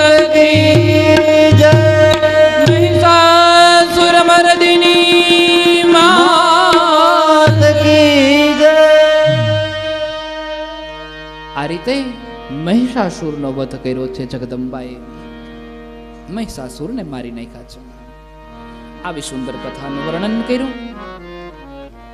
મહિષાસુર મર્દિનીનો આખો સ્તોત્ર છે, એ આખી સ્તુતિ છે મહિષાસુર મર્દિની સ્તોત્ર. પરમાત્મા એવું કહેવાય છે કે સુંદર લીલા રચે છે. દેવોના જે કાંઈ પણ રાજ્ય જે કાંઈ પણ છે એ બધા જ રાજ્યોને ભગવતી પાછા આપી દે છે. સુંદર ભાવ પ્રગટ થયો, સુંદર મહિમા પ્રગટ થઈ, એ બધી જ વાતોની ચર્ચાઓ કરવામાં આવી. એ બાદ સુંદર ભાવ સાથે આ કથાને આગળ વધારી મધુકૈટભ નામના એક રાક્ષસ થયા છે, જેનું વર્ણન પણ આપણે દેવી ભાગવતમાં કર્યું હતું. એ મધુકૈટભને માર્યા છે, એની ચર્ચાઓ કરવામાં આવી. ત્યારબાદ આ જગતની અંદર 10 વિદ્યાઓ છે, એ 10 વિદ્યાઓનું વર્ણન કરવામાં આવ્યું છે. એ બાદ રૂરુના એક પુત્ર દુર્ગમ થયા, એની ચર્ચા કરવામાં આવી. તપસ્વી અને મહાબળવાન હતા, જેઓએ તપસ્યાને કારણે ખૂબ શક્તિને પ્રાપ્ત કરી અને વેદોને પોતાના કાબામાં કરી લીધા, પોતાના તાબાનીમાં કરી લીધા, દેવતાઓને પોતાના તાબામાં કરી લીધા છે. તપસ્યાના પ્રભાવને કારણે બધાને પોતાના તાબામાં કરીને આદેશો દઈ દીધા છે કે ન યજ્ઞ થવો જોઈએ, ન કથાઓ થવી જોઈએ, ન દાન થવું જોઈએ, ન પુણ્ય થવું જોઈએ, ન ધર્મનું કોઈ કાર્ય થવું જોઈએ, ન વેદોનું વાંચન થવું જોઈએ, ન સ્તુતિ થવી જોઈએ, કાંઈ નહીં. અને જેના હિસાબે આ બધું જ જે વસ્તુઓ છે પ્રકૃતિને સંતુલિત કરવા માટે હોય છે. ભગવાન યજ્ઞ પ્રકૃતિને સંતુલિત કરવા માટે હોય છે, ધર્મ પ્રકૃતિને સંતુલિત કરવા માટે હોય છે. સંગીત છે એમાં પણ અનેક પ્રકારના લાભો છે. પ્રભુ મનને શાંતિ પ્રાપ્ત થાય છે. અમુક રોગોને દૂર કરવા માટે કયા રાગને સાંભળવો એનું વર્ણન હોય છે. ભૈરવી રાગ, શિવરંજની, હવે જુદા જુદા રાગો હોય છે. માલકોસ, અલગ અલગ રાગો હોય છે. અને કયા રાગને સાંભળવું અને કયો રોગ દૂર થાય છે એના વિશેની ચર્ચાઓ છે. સંગીતનું બહુ મહત્વ છે બાપ. જેના જીવનમાં સંગીત છે એ માણસ હંમેશા પ્રફુલ્લિત રહે છે. સંગીતનું બહુ મહત્વ છે. અને બધું જ આ સંતુલિત કરવા માટે હોય છે. અનાવૃષ્ટિ થઈ, વરસાદ ન પડ્યો, ખૂબ દુઃખ થયા, ખૂબ દુઃખ થયા, ખૂબ દુઃખ થયું. અને આ બધા જ પ્રકારના જે દુઃખો થયા છે એ દુઃખને કારણે બધા દેવતાઓ સાથે મળ્યા અને દેવતાઓ સાથે મળીને દેવીની સ્તુતિ કરવા માટે ગયા છે. દેવીએ દેવતાઓના દુઃખને સાંભળ્યા છે કે અમને અમારા અધિકારને પાછો અપાવો માં જગદંબા, કોઈ પણ સંજોગોની અંદર. આ દુઃખને સાંભળતા જગદંબાના આંખમાંથી અશ્રુ થયા અને આંખમાંથી અશ્રુ પડ્યા ને એટલા અશ્રુ પડ્યા, શિવપુરાણ કહે છે એટલા અશ્રુ પડ્યા, એટલા અશ્રુ પડ્યા કે દુષ્કાળને કારણે, અનાવૃષ્ટિને કારણે જે વૃક્ષો સુકાણા હતા, જે જળાશયો સુકાણા હતા, જગદંબાના આંખમાંથી પડેલા આંસુઓથી બધા ભરાઈ ગયા. વૃક્ષો એકદમ લીલાછમ થઈ ગયા. અને જગદંબા દુર્ગમને મારવા માટે એ દુર્ગમની જે રાજ્ય છે એને ચારો તરફથી ઘેરી લે છે. ચારો તરફથી ઘેરી દેવતાઓ પણ એ સમય એની સમક્ષ યુદ્ધ કરવા જાય છે. દુર્ગમના સૈન્ય સાથે દેવતાઓ યુદ્ધ કરે છે વગેરે બધી ચર્ચાઓ છે. અને જગદંબા દુર્ગમને મારે છે એની ચર્ચાઓ છે. એક જ ત્રિશૂલનો પ્રહાર કરે છે અને ત્રિશૂળના પ્રહારથી મૂળ વિનાનું વૃક્ષ ઊભું હોય ને ધક્કો મારી કેમ પડી જાય એ રીતે દુર્ગમ મૃત્યુ પામે છે. દુર્ગમનો વધ કર્યો છે એની ચર્ચા છે. આ ચર્ચાને કરવામાં આવ્યું છે. યુદ્ધ થયું એ સમયે જગદંબાના સ્વરૂપને જોઈ જગદંબાના 10 જેટલી વિદ્યાઓના નામ પુકારવામાં આવ્યા છે. એ 10 વિદ્યાઓના જે નામ પોકારવામાં આવ્યા છે, એક કાલી, એક તારા, એક છિન્નમસ્તા, એક શ્રીવિદ્યા, એક ભુવનેશ્વરી, એક ભૈરવી, એક બગલામુખી, એક ધુમ્રા, એક ત્રિપુરા સુંદરી અને એક માતંગી. આવી રીતે 10 વિદ્યાઓના નામ પોકારવામાં આવ્યા છે. દેવીના 10 સ્વરૂપને જોવામાં આવ્યા છે. દેવીના 10 સ્વરૂપને જ્યાં જોયા છે, આ બધી જ ચર્ચાઓ થઈ. એ બાદ શક્તિ પ્રગટ થઈ છે અને એ શક્તિના દર્શન કરીને સર્વ દેવતાઓએ સ્તુતિ કરી છે. ને બહુ મોટી સ્તુતિની ચર્ચાઓ, દેવીના વખાણો કરવામાં, જગદંબા તમે આ કરો છો, જગદંબા તમે આમ છો, તમારાથી આ ઉત્પન્ન થાય છે, તમે છો તો જ શિવ શિવ છે, નહીતર શિવ સૌ છે, વગેરે બધી ચર્ચાઓ થઈ. એ બાદ ત્રિશુલના પ્રહારથી જ્યારે અનેક રાક્ષસોને માર્યા છે, એવા જુદા જુદા ઘણા બધા રાક્ષસોનું વર્ણન કરવામાં આવ્યું છે. પછી દેવતાઓ જગદંબાને 3 નામ આપે છે. જ્યારે દુર્ગમને મારે છે ત્યારે દેવતાઓ જગદંબાને 3 નામ આપે છે. એ 3 નામ જે આપ્યા છે, એક છે દુર્ગા, એક શતાક્ષી અને એક શાકંભરી.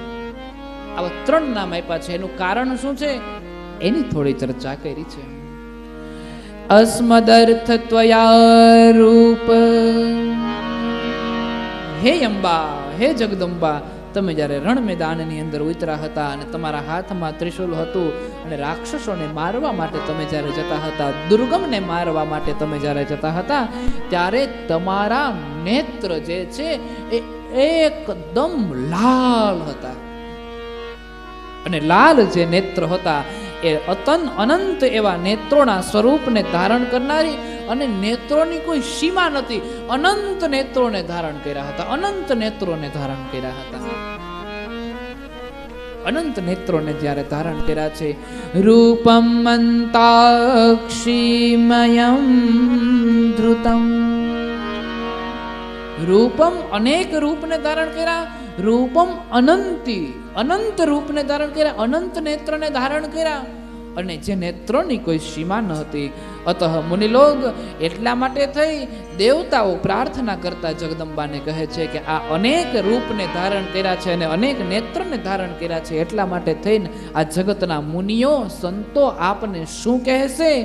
મુનિયઃ કીર્તિષ્યન્તિ શતાક્ષી ત્વામતોંબિકે.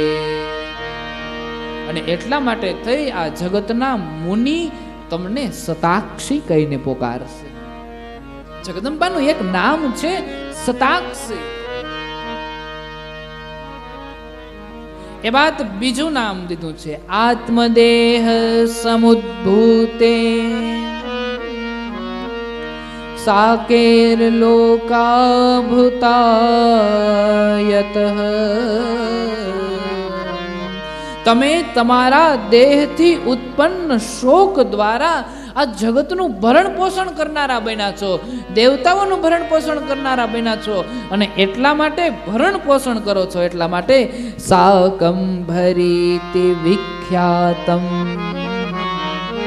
તતેનામ ભવિષ્યતિ. ભવિષ્યની અંદર શાકંભરી નામથી તમે વિખ્યાત બનશો. શાકંભરી નામ, માતાના જુદા જુદા નામો. શક્તિપીઠ જ્યારે શિવજી જ્યારે રૌદ્ર સ્વરૂપ બને છે અને સતીના રૂપને જ્યારે તે બળતા દેહને હાથમાં લઈને ભરે છે, વિષ્ણુ સુદર્શન વડે એના ટુકડાઓ કરે છે. અને એ શક્તિપીઠ તરીકે જ્યાં જ્યાં એ ટુકડા પડે છે, જુદા જુદા ટુકડાઓ જ્યાં પડે છે, એનું વર્ણન કર્યું છે. જહાં કેસ ગિરે તેરે તો કાલિકા બની. એ માતાના વાળ પડ્યા કાળિકા. જ્વાલાજી જીહવા ગિરી થી તો જ્વાલામાં બની. એક સ્થાન પર જ્વાલામાં જીભ કડી, જ્વાલામાં બના. ત્રિકુટ તેરે નયન ગિરે. એક જગ્યા પર મારા નયન પડ્યા છે, આંખ પડી છે. જહાં હાથ બાહ ગિરે તેરે હિંગલાજ તું. જુદા જુદા સ્વરૂપના અનેક અનેક રૂપ જ્યાં પડ્યા છે, એનું જુદા જુદા નામો આપવામાં આવ્યા છે. જુદા જુદા રૂપો આપવામાં આવ્યા છે. શક્તિપીઠો ઉત્પન્ન થયા છે. માનું જેવું સ્વરૂપ એવા માના નામ.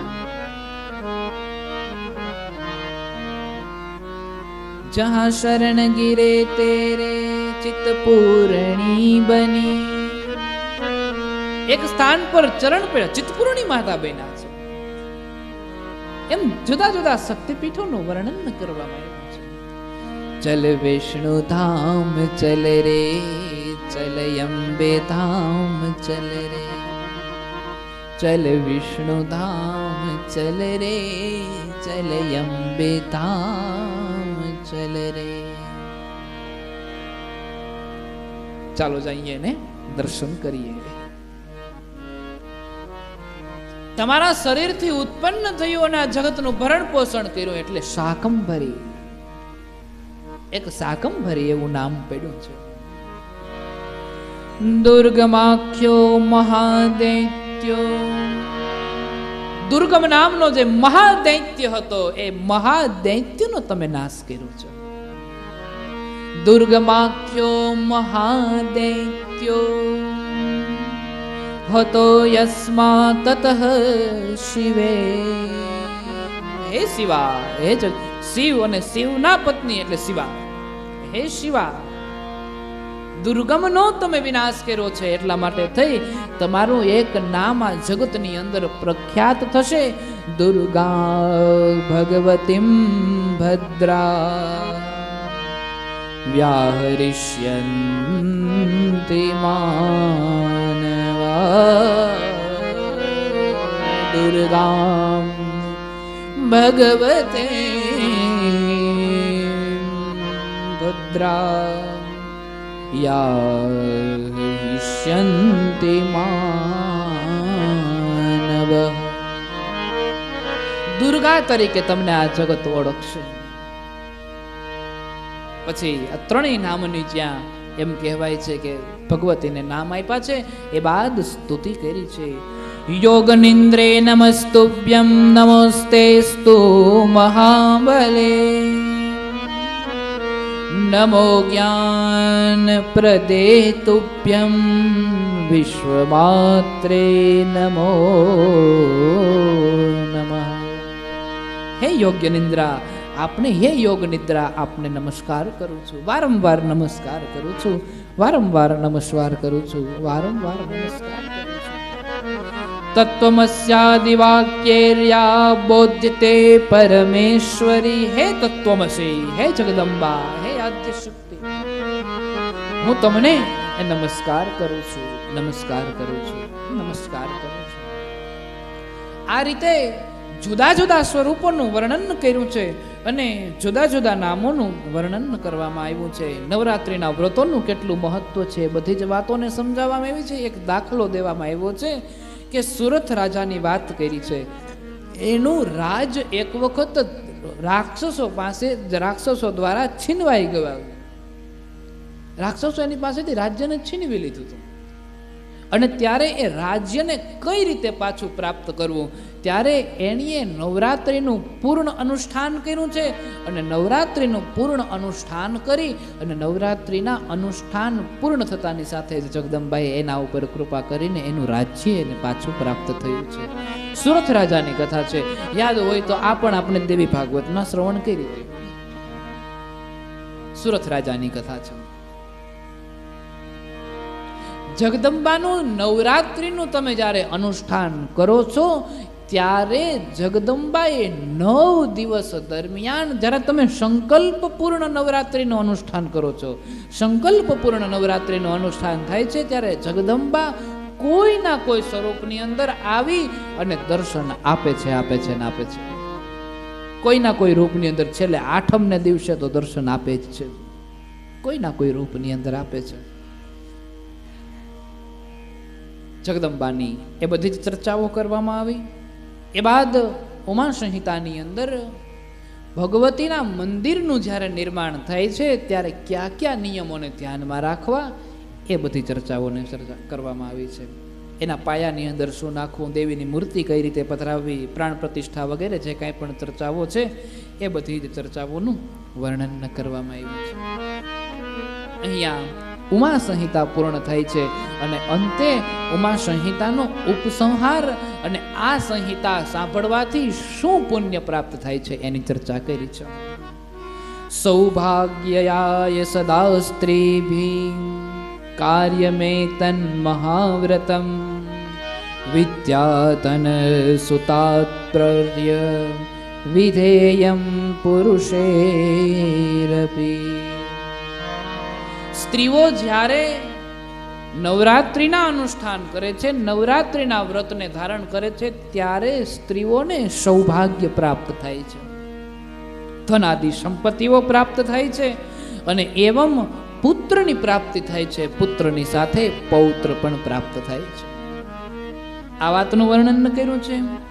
ઉમા મહેશ્વરાદિની વ્રતાન્યન્યાની યાન્યપી દેવી પ્રિયાણી કાર્યાણી સ્વભક્ત્યેવં મુમુક્ષુભી. આ પ્રકારે દેવીને અને મહેશ્વર કહેતા મહાદેવને બંનેને પ્રિય થવું હોય તો નવરાત્રિના વ્રત કરવા જોઈએ. પછી આશોની નવરાત્રિ કરો, કાર્તિકની નવરાત્રિ કરો કે પછી એ જે કાંઈ પણ નવરાત્રિ કરો, પણ નવરાત્રિ કરવી જોઈએ. ચૈત્રની પણ નવરાત્રિ, એનો પણ બહુ મહિમા છે.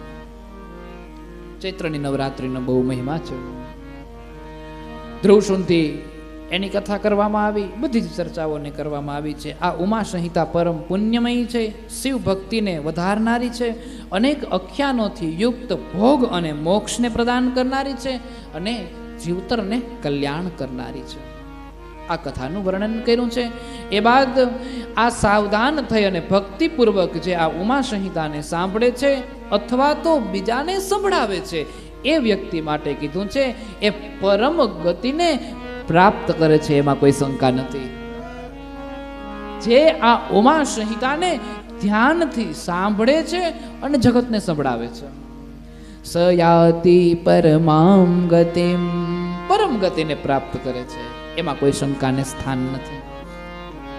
સયાતિ પરમામ ગતિમ, પરમ ગતિને પ્રાપ્ત થાય. યસ્ય ગેહે સ્થિતા ચેયમ લિખિતા લલિતાક્ષરે સંપૂજિતા ચ વિધિવત સર્વાન કામાન સ આપ્નુયાત. ભૂત પ્રેત પિશાચ દિદૃષ્ટેભ્યો ન ભયં ક્વચિત પુત્ર પૌત્રાદિ સંપત્તિર્લભત્યેવ ન સંશય. પરમાત્માનું દિવ્ય ચરિત્રની કથા છે અને દિવ્ય લીલાઓ છે, સુંદર ગાથા છે અને સુંદર વાતો છે. જે ઘરની અંદર સુંદર અક્ષરોમાં આ સંહિતા લખવામાં આવી અને લખી અને પછી સ્થિત રહે છે જે ઘરની અંદર, એ ઘરની કઈ રીતે વિધિવત રીતે જે આ સંહિતાને આખી લખવામાં આવે અને લખી અને પછી જે ઘરમાં આ ઉમા સંહિતા સ્થાન પ્રાપ્ત કરે છે, જેની યોગ્ય પૂજાઓ થાય છે અને જ્યાં જે ઘરની અંદર ઉમા સંહિતા હોય છે એ ઘરને કેટલું પુણ્ય પ્રાપ્ત થાય છે એની અમુક ચર્ચાઓ કરવામાં આવી છે. અને કીધું છે કે એ સંપૂર્ણ મનોરથને પ્રાપ્ત કરે છે. એમાં ભૂત પ્રેત પિશાચ આદિ અનેક વસ્તુઓ ક્યારેય પ્રવેશ કરતી નથી.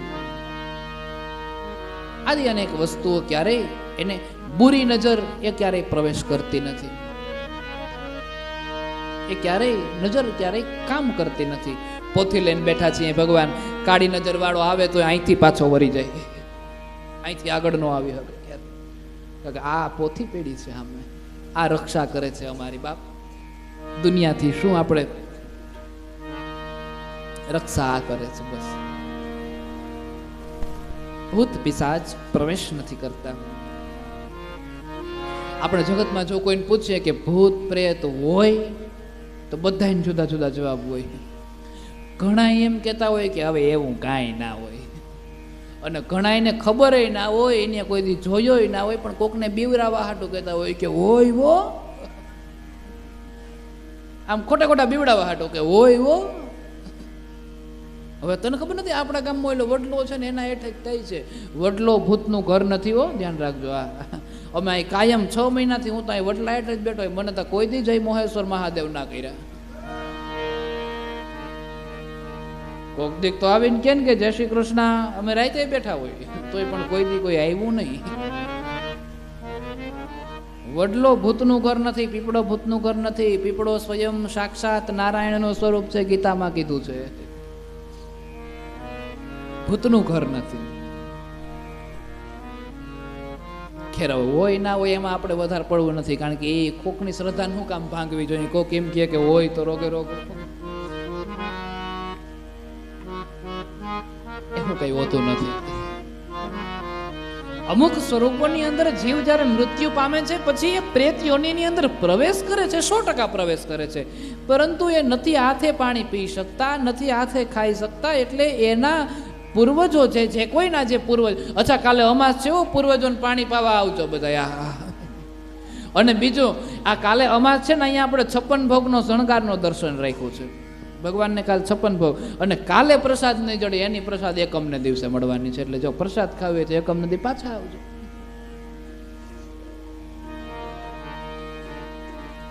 એટલે પૂર્વજો એ જે પાણી પોતે હાથે નથી પી શકતા, એટલા માટે એના આગળની જે પેઢીઓ છે એની પાસે આશા અપેક્ષાઓ કરે છે, કોઈના કોઈ રૂપની અંદર એને દર્શન દે વગેરે બધી. ભૂત પ્રેત બાકી એ બધું ખેર છોડીએ વાતને, સાચી વાતે ગાડા ભરાય. એમાં પ્રવેશ નથી કરતા. પુત્ર પૌત્રાદિ અનેક આદિ એને પ્રાપ્ત થાય છે. અને ઉમા સંહિતાના અંતિમ શ્લોકની અંદર કીધું છે, તસ્માદિયમ મહાપુણ્યા રમ્યો મા સંહિતા સદા શ્રોતવ્યા પઠિત્વયા ચ શિવ ભક્તિમભીપ્સુભી. અતઃ શિવની અનેક પ્રકારની ભક્તિને પ્રાપ્ત કરે છે અને પુણ્યમય તથા રમ્ય ઉમા સંહિતાને સદા શ્રવણ એવં પાઠ કરવો જોઈએ, સાંભળવો જોઈએ. અને આ કરવાથી શિવને અતિ પ્રિય બનીએ છીએ અને ભગવતીને પણ અતિ પ્રિય બનીએ છીએ, વગેરે ચર્ચાઓને કરવામાં આવી છે. ત્યારબાદ કૈલાસ સંહિતા. કૈલાસ સંહિતાની અંદર જ્યારે પ્રવેશ કરીએ, કૈલાસ સંહિતાનું વર્ણન કરતા ભગવાન વેદવ્યાસજી સુંદર કથાને દર્શાવે છે. એક વખત શિવ અને પાર્વતી વિહાર કરી રહ્યા હતા હિમાલય તરફ, અને હિમાલય તરફ વિહાર કરે એટલે શિવજી એના સસરાના ગામ તરફ વિહાર કરે. પાર્વતી હિમાલયની દીકરી છે. હિમાલય તરફ જ્યારે વિહાર થાય એનો અર્થ એના સસરાના ગામ તરફ વિહાર થાય છે. એ વિહારના સમયે પાર્વતીજી શિવજીને પૂછે છે કે મને ઓમકાર વિશેની થોડીક શિખામણ આપો, મારે ઓમકાર શું છે એની શિખામણ જોઈએ છે.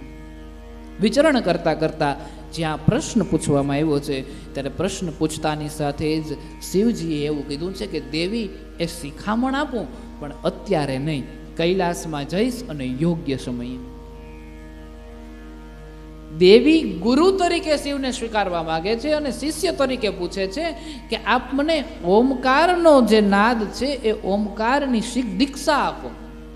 માણસના જીવનમાં શિક્ષા પણ જરૂરી છે અને દીક્ષા પણ જરૂરી છે. દીક્ષા એટલે ગુરુ ધારણ કરવા અને શિક્ષા એટલે અભ્યાસ, પણ પહેલા દીક્ષા હોવી જોઈએ, પછી શિક્ષા હોવી જોઈએ. અને એટલા માટે આપણા સમાજની અંદર તો બહુ ઉતાવળ હોય છે કે ઝટ ગુરુ બનાવી લઈએ, ઝટ ગુરુ બનાવી લઈએ, ઝટ કાનમાં મંત્ર ન કરે, એને ખબર ના હોય કે કયો મંત્ર કાનમાં નાખ્યો, બોલો, પણ મંત્ર ફૂંકાવી દઈએ. એને એક ખ્યાલ ન હોય કે કયો મંત્ર કાનમાં પડ્યો છે, પણ મંત્ર ઝડપથી એને દીક્ષા થાય. દીક્ષા ગુરુ ધારણ કરેલા હોવા જોઈએ. એટલે દીક્ષાનો મહિમા છે. પહેલા દીક્ષા ને પછી શિક્ષા. જ્યાં સુધી તમને ખબર જ નથી કે આ વસ્તુનો ઉપયોગ શું થાય છે, જ્યાં સુધી તમને ભાન જ નથી કે આનો ઉપયોગ શું થાય છે, એના પહેલા જો તમને પ્રાપ્ત થઈ જાય તો એનો ગેરઉપયોગ થાય છે. પાત્ર વિના નો પીરસાય પાનબાઈ. યોગ્યતા જ્યાં સુધી પ્રાપ્ત નથી થતી ત્યાં સુધી શિક્ષા મહત્વની નથી. પેલા દીક્ષા પ્રાપ્ત કરવાની, પછી શિક્ષા પ્રાપ્ત કરવાની. આપણામાં બહુ સારું છે, અત્યારે આપણા આ વિસ્તારની અંદર તો બહુ સારું છે. ગુરુ ધારણ કરવા માટે માણસ તરફડ ઝડપથી બને એટલું ઝડપથી ગુરુ ધારણ કરે. નાના નાના બાળકો હોય ત્યારે એને ગુરુ ધારણ કરે, ત્યારે એના કાનમાં શું મંત્ર બોલવામાં આવ્યો હોય કોઈને ખબર ન હોય, પણ તેમ એ ખુદ પોતે ના જાણતો હોય, પણ તે છતાં એ બોલાવી દીધો હોય. દીક્ષા મહત્વની છે. દેવીએ પૂછ્યું છે કે મને આ ઓમકારનો જે નાદ છે, ઓમ જે છે એ જાણવાની જિજ્ઞાસા બહુ વધારે છે. અને ત્યારે શિવજીએ એવું કીધું છે કે એ જે જિજ્ઞાસા છે એ તમે અત્યારે સ્થિર કરો, કૈલાસમાં જશું અને યોગ્ય સમય આવશે ત્યારે તમને એ જિજ્ઞાસા વિશે હું જાણ કરીશ. અર્થ અહીંયા શિવજી એવું સમજાવવા માંગે છે કે શિષ્યને જ્યારે ઈચ્છા થાય કે મારે અત્યારે વિદ્યા પ્રાપ્ત કરવી, એ પ્રમાણે ના હોય. ગુરુને જ્યારે અંદરથી એવું થાય કે હવે આ વ્યક્તિ યોગ્ય રીતે પ્રાપ્ત કરી શકે છે, ત્યારે જ ગુરુ એને આજ્ઞા આપે છે. બાકી વ્યવહારિક વાતો કરે, સત્સંગ કરે, જ્ઞાનની વાતો કરે, પણ જ્યારે શિષ્યની અંદર એવો જાય કે ઇતના ભેદ બતા દો ગુરુ, ત્યારે જ જેની જિજ્ઞાસા જ્યારે જોવે ત્યારે પછી ગુરુ એને ભેદ દેખાવે છે. ત્યાં સુધી ભેદ નથી દેખાડતા. ઇતના ભેદ દેખાડતા એ પહેલા નથી દેખાડતા. પાત્રતા હોવી બહુ જરૂરી છે, વિશ્વાસ હોવો બહુ જરૂરી છે. અને એટલા માટે થઈ શિવજી એ સમયે જ્ઞાન નથી આપતા. અને આપણા બધાનું કેવું છે, હાલતા થઈને યાદ આવ્યું કે ગુરુ ધારણ કરો તો હાલો કરી લઈને. એ જે ભેદની વાતો છે તો અંદરની તમન્ના હોય તો થાય. અને આપણે તો ટ્રેનમાં હામી સીટ આવી ગઈ હોય તો એ બે પ્રશ્ન પૂછી લઈએ છીએ કે આનું કેમ થાય ને આમ કેમ થાય, તોય વારંવાર પૂછ્યા કરીએ છીએ. વ્યવહારની વાતો થાય, સત્સંગની વાતો થાય, જ્ઞાનની વાતો થાય, પણ દીક્ષાનો જે ઇતના ભેદ દેખાતો, આ જે ભેદની વાત છે એ તો ગુરુ આપણા અંદરની જિજ્ઞાસા, અંદરની પાત્રતા અને અંદરની યોગ્યતા જ્યારે જોવે છે પછી જ આપણને આપે છે, ત્યાં સુધી નથી આપતા. પાર્વતીજી પૂછે છે મારે ઓમકારને જાણવાની બહુ જિજ્ઞાસા છે. આ ઓમકાર એટલે ઓમ, અ, ઉ અને મ. અ, ઉ, મ આ ત્રણ છે ને, અકાર, ઉકાર અને મકાર. એક બ્રહ્માનું સ્વરૂપ, એક વિષ્ણુનું સ્વરૂપ અને એક શિવનું સ્વરૂપ. અને એ અકાર, ઉકાર અને મકાર ત્રણેય ત્યારે પૂર્ણ બને છે, ઓમ ત્યારે પૂર્ણ બને છે જ્યારે એની ઉપર માત્રા આપવામાં આવે છે. અને માત્રા એટલે શક્તિ. નહીતર એ ઓમ ન બને. ઓમ ત્યારે પૂર્ણ થાય છે જેની માત્રા એને આપવામાં આવે, અને એની માત્રા આપવામાં આવે ને એ માત્રા એટલે શક્તિ. અને જ્યારે ગુરુ ભેદની વાત જાણી જાય છે પછી એને જ્ઞાન આપે છે. એટલે એક વખત કૈલાસમાં આવ્યા છે, યોગ્ય સમય જાણી અને શિવજીએ પાર્વતીજીને ઓમકાર વિશેની બધી જ વાતો કહીને સમજાવ્યા છે. પણ અગમ નિગમની વાતો એટલે બહુ એમાં ઊંડા ઉતરતા નથી. એકાદ બે સંક્ષેપમાં કહી અને પછી આપણે આગળ જતા રહીએ. હવે એમાં એવું કીધું છે કે સાંભળો, આ જગતની અંદર શબ્દ નાદ જ સર્વસ્વ છે. જ્યારે એકમાંથી બે વસ્તુઓ કરવાની હતી ત્યારે અથડાયું અને એમાંથી શબ્દ ઉત્પન્ન થયો, અને એ શબ્દ ઉત્પન્ન થયો એ જ પ્રકાશ, અને એમાંથી જ આખી સૃષ્ટિ ઉત્પન્ન થઈ. એટલે ઓમમાંથી જ બધું ધીમે ધીમે બીજા જે શબ્દોની માળાઓ છે એ બધી ધીમે ધીમે ઓમકારમાંથી જ બધું જ ઉત્પન્ન થયું છે. અર્થ જ્યારે ગુરુ જાણી જાય છે કે આની અંદર એટલો ભેદ છે, ત્યારે એ ભેદને જ્યારે પ્રગટ કરવા જાય છે ત્યારે અંતઃકરણના પેટાળની અંદર પ્રકાશ પ્રાપ્ત થાય છે. અને શિષ્ય જાણી જાય છે કે હવે હકીકતે આ કરવાનું છે. એને ઓમકારનો જાણકારી કહેવાય. બે વસ્તુઓ અથડાઈ, એમાંથી એક નાદ પ્રકાશ ઉત્પન્ન થયો, એક શબ્દ ઉત્પન્ન થયો, અને એ જ શબ્દ એટલે ઓમ. આવી બધી જ ચર્ચાઓ કરવામાં આવી છે. સુંદર રીતે ઓમકારના વર્ણન કર્યું છે. પરંતુ પાર્વતી સાંભળો, અધિકારી હોય એને જ આ વસ્તુ સોંપાય છે, અધિકારી નહીં હોય એને આ વસ્તુ ન સોંપાય. દેવી કહે છે અધિકારી એટલે કોણ? તો કે જેનામાં વૈરાગ હોય. અને વૈરાગ એટલે કપડાં પહેરી લીધે વૈરાગી નહીં, પરંતુ અંદરનો વૈરાગ જાગતો હોય. આપણા મનમાં એવું છે કે સંસાર છોડી દઈએ તો જ વૈરાગ. નહીં, સંસારી છે એ પણ વૈરાગની અંદર. જેને કોઈ જિજ્ઞાસાઓ નથી, અમુક સમય આવે એટલે માળાનો ટાઈમ થાય એટલે માળા કરી લે, અમુક વ્યવહારોને નિભાવી લે, અમુક કર્મને કરી લે છે. બાકી તો સંન્યાસી થયા પછી પણ વ્યવહાર નથી ખૂટતા. સંન્યાસીઓમાં તો આપણાથી મોટા મોટા વ્યવહાર હોય. હા, એ તો હું એની વચ્ચે રહ્યો ને એટલે મને ખબર છે. એના વ્યવહારોનો તો એક નિરાતે ચર્ચા કર્યો બધી. એમાં તો આપણાથી મોટા, એ તો સમાચાર પૂછવા આવે ને તો એ મોટી મોટી દક્ષિણા દેવાની, એનો આંકડો તો કેવો જ નથી. કોક માદું પડ્યું હોય ને સમાચાર પૂછવા આવે ને તોય દક્ષિણા દેવી પડે. પછી આપણે ઘેર કોઈ મૃત્યુ પામે ને એનો ભંડારો થાય ને, ભંડારામાં દક્ષિણા પદ પ્રમાણેની હોય. દક્ષિણા તો એક ઠીક છે, એક વ્યવહારની વસ્તુ છે, પણ એ જે વૈરાગમાં ગયા પછી પણ વ્યવહારો વધી જાય છે.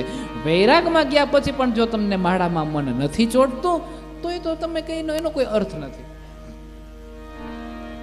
એનો કોઈ મતલબ નથી. વૈરાગ અંદરથી ઉત્પન્ન થવો જોઈએ. અને અધિકારીએ, પાર્વતીએ પૂછ્યું છે કે અધિકારી એટલે કોણ? અધિકારી કોને કહેવાય? એટલે શિવજીએ કીધું છે કે અધિકારી એને કહેવાય જેને અંદરથી વૈરાગની જિજ્ઞાસા હોય. અને અંદરથી જ્યારે જિજ્ઞાસા આગે છે ત્યારે વીજળીને ચમકારે મોતીડું પોરવી લે તો પોરવી લે પાનબાઈ. એ વીજળીના ચમકારે મોતીડા પુરોને પાનબાઈ અચાનક અંધારો.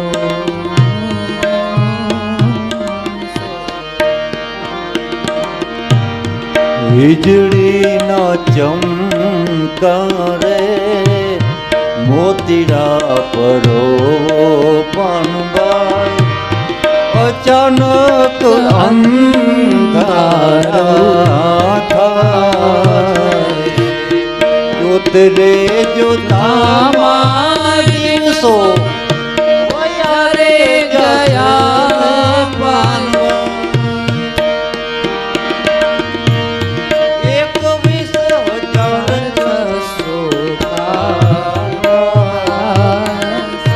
21,600 કાળ ખાસે. શાસ્ત્રોની અંદર એવું દર્શાવ્યું છે કે માણસ અમુક કલાકોમાં એટલા શ્વાસ લે છે.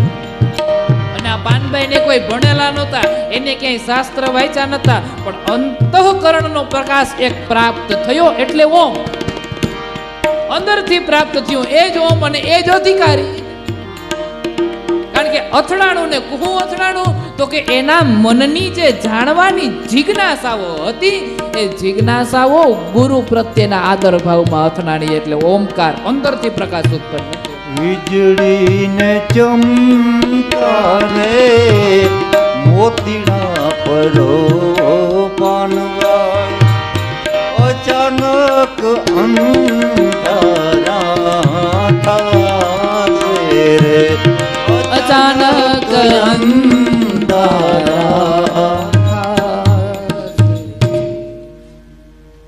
અંતઃકરણથી પ્રાપ્ત થયું છે, અંતથી ઉત્પન્ન થયું છે.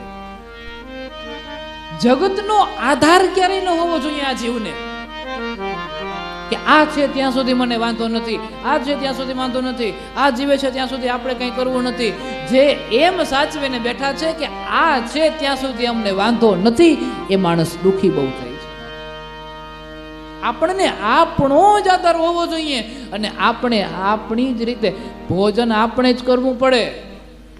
આપણા વિનાના કોઈ બીજા ખાઈ લે તો હાલે? ભોજન તો આપણે જ કરવું પડે, એમ ભજન પણ આપણે કરવું પડે. આપણા સિવાય બીજાથી કોઈથી ન થાય બાપ. અંતઃથી પ્રગટ થાય. જગતનો આધાર આ જીવને ક્યારેય હોવો ન જોઈએ. અને આ જીવ જ્યારે જગતનો આધાર લઈને બેસે છે ત્યારે દુઃખના માર્ગ ઉપર જાય છે અને ઓમકારથી દૂર થઈ જાય છે. આવી બધી જ ચર્ચાઓ કરવામાં આવી. ભગવાન વ્યાસનો જન્મ કઈ રીતે થયો એ બાબતનું વર્ણન કરવામાં આવ્યું છે. પરાશર ઋષિના પુત્ર છે વ્યાસજી. એક સમય એવું કહેવાય છે કે સત્યવતી, મત્સ્યગંધા અને વગેરે બધી ચર્ચાઓ છે. સમુદ્રના કિનારે, નદીના કિનારે બેઠા હતા માછીમારની દીકરી અને પરાશર ઋષિ. એને કાંઠો પાર કરવો હતો, પણ સમય થઈ ગયો હતો નાવ બંધ કરવાનો. એટલે સત્યવતીના પિતાએ એવું કીધું છે કે ઋષિ છે ને એને ક્યાં રોકવા, દીકરી તું જા અને લઈ જા. સત્યવતી જુવાન છે અને ઋષિને સાથે ભરોસા પાત્રથી મૂકે છે, ઋષિ ઉપર વિશ્વાસ છે. અને એ સમયે જાય છે, પછી શબ્દોની મર્યાદા એટલે અમુક વર્ણન ન થાય. સત્યવતીને ગર્ભ રહ્યો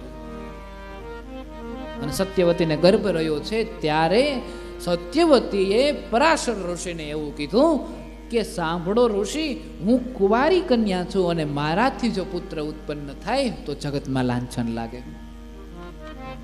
અને ત્યારે પરાશરે એવું કીધું છે કે તારાથી પુત્ર ઉત્પન્ન નથી થવાનો, તારાથી તો જગતનો કલ્યાણકારી ઉત્પન્ન થવાનો છે. અને આનાથી જે પુત્ર ઉત્પન્ન થશે એ વેદોનો લખનાર, પુરાણોનો લખનાર અને જે જગતનું કલ્યાણ કરનાર હશે. વેદોના વિભાગ કર્યા એટલે વેદ વ્યાસ કહેવાયા, એનું નામ તો કંઈક બીજું છે. આવી રીતે પરાશર ઋષિના પુત્ર વેદવ્યાસના જન્મની શબ્દોની અમુક મર્યાદાઓ હોય એટલા માટે આ કથા વિસ્તારથી નથી કરતા, પરંતુ આ વેદવ્યાસજીનો જન્મ કઈ રીતે થાય છે એ જ બધી કથાઓનું વર્ણન કરવામાં આવ્યું છે. આ જીવને ક્યારેય જગતનો આધાર ન રહે, આધાર રહે તો કેવલ અને કેવલ પરમાત્માનો, એના સિવાય આ જીવ ક્યારેય કોઈનો આધાર ન કરે, એ બધી વાતોની ચર્ચા કરવામાં આવી. પ્રણવ વિષયક જે જિજ્ઞાસાઓ હતી એ બધી જ ચર્ચાઓ કરવામાં આવી છે. માનવ જ્યારે સંન્યાસ ધર્મને ધારણ કરે છે ત્યારે સંન્યાસ ધર્મની અંદર કઈ વિધિઓ હોય છે એ બધી દીક્ષાઓનું આપણે કે સંન્યાસી થવું નથી એટલે આપણા માટે જરૂરી નથી, એટલે એમાં બહુ વધારે ઊંડું ઉતરવું નથી.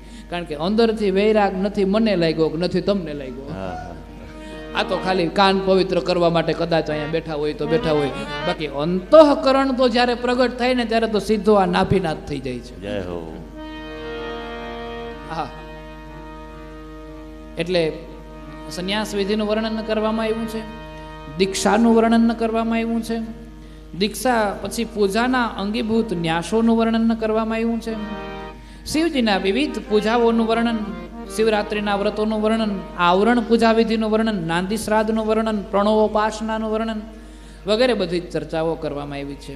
સુતજી કાશીમાં આગમન થાય છે અને કઈ રીતે એ બધી ચર્ચાઓ કરવામાં આવી. ભગવાન કાર્તિકેય વામદેવ મુનિની પ્રણવ જિજ્ઞાસાઓનું વર્ણન કર્યું છે. શિવ તત્વના સંન્યાસ અંગભૂત નાંદી શ્રાદ્ધ વિધિની ચર્ચાઓ કરી છે. એ બાદ સંન્યાસ વિધિને સમજાવી અને સંન્યાસ વિધિને સમજાવીને પછી સંન્યાસની અંદર કઈ રીતે હોવું જોઈએ એ બધી જ ચર્ચાઓ કરી છે. શિવ સ્વરૂપ પ્રણવ સ્વરૂપનું વર્ણન કર્યું છે. અધિ અનેક જે આદિ દેવતાઓ છે એનો જે તિરોભાવ છે એ તિરોભાવનું વર્ણન કર્યું છે. અને એ બાદ શૈવ દર્શન અનુસાર શિવ તત્વ, જગત પ્રપંચ અને સુંદર રીતે અભિન્નતાનું પ્રતિપાદન કર્યું છે. અભિન્નતાનું પ્રતિપાદન કરીને શૈવવાદ એવમ સૃષ્ટિ પ્રક્રિયાનું પ્રતિપાદન કર્યું અને સૃષ્ટિ પ્રક્રિયાનું પ્રતિપાદન કરી અને પછી સુંદર રીતે યોગપટ્ટ વિધિનું વર્ણન કરી અને જુદા જુદા મહાન જે 10 મંત્રો છે એ 10 મંત્રોને સમજાવવામાં આવ્યા છે. અન્ય આચારોનું વર્ણન કર્યું છે. અન્ય એવે સુંદર રીતે બધી જ સુંદર સુંદર કથાઓનું વર્ણન કર્યું છે. એકાદશાહ કૃત્યકાનું વર્ણન કર્યું અને એકાદશાહ કૃત્યકાનું વર્ણન કરીને પછી અંતે સૂતજી કૈલાસ સંહિતાને વિશ્રામ આપે છે અને કૈલાસ સંહિતાનો ઉપસંહાર કહીને બતાવે છે. અહીંયા કૈલાસ સંહિતા પૂર્ણ થાય છે અને હવેથી વાયવીય સંહિતાની શરૂઆત થાય છે, જે સંહિતાને આપણે આવતીકાલે સાંભળીશું. આવતીકાલે શિવ મહાપુરાણને આપણે પૂર્ણ કરીશું. અમાસનો દિવસ આવતીકાલે શ્રાવણ મહિનો પણ પૂર્ણ થાય છે અને શિવ મહાપુરાણ કથા પણ નિર્વિઘ્ને આવતીકાલે પૂર્ણ થાય છે.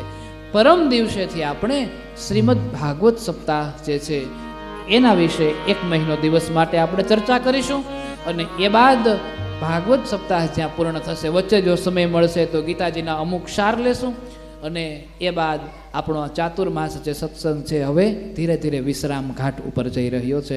કારણ કે હવે લગભગ 35 દિવસ રહ્યા, જાજા નથી. હા, અને આમે 75 દિવસ વીતી જાય તો 35 દી તો વીતી જ જાય ને, એ ભગવાનની કૃપા કહેવાય. એટલે આવતીકાલે આ કથાને આપણે અહીં શિવપુરાણને અહીં પૂર્ણ કરીશું અને પછી પરમ દિવસેથી ભાગવત સપ્તાહની શરૂઆત કરીશું. આઈએ કથાને વિશ્રામ આપીએ. ગુરુદેવ તમારી જય જય હો, મહાદેવ તમારી જય જય હો. ગુરુદેવ તમારી જય જય હો, મહાદેવ તમારી જય જય હો.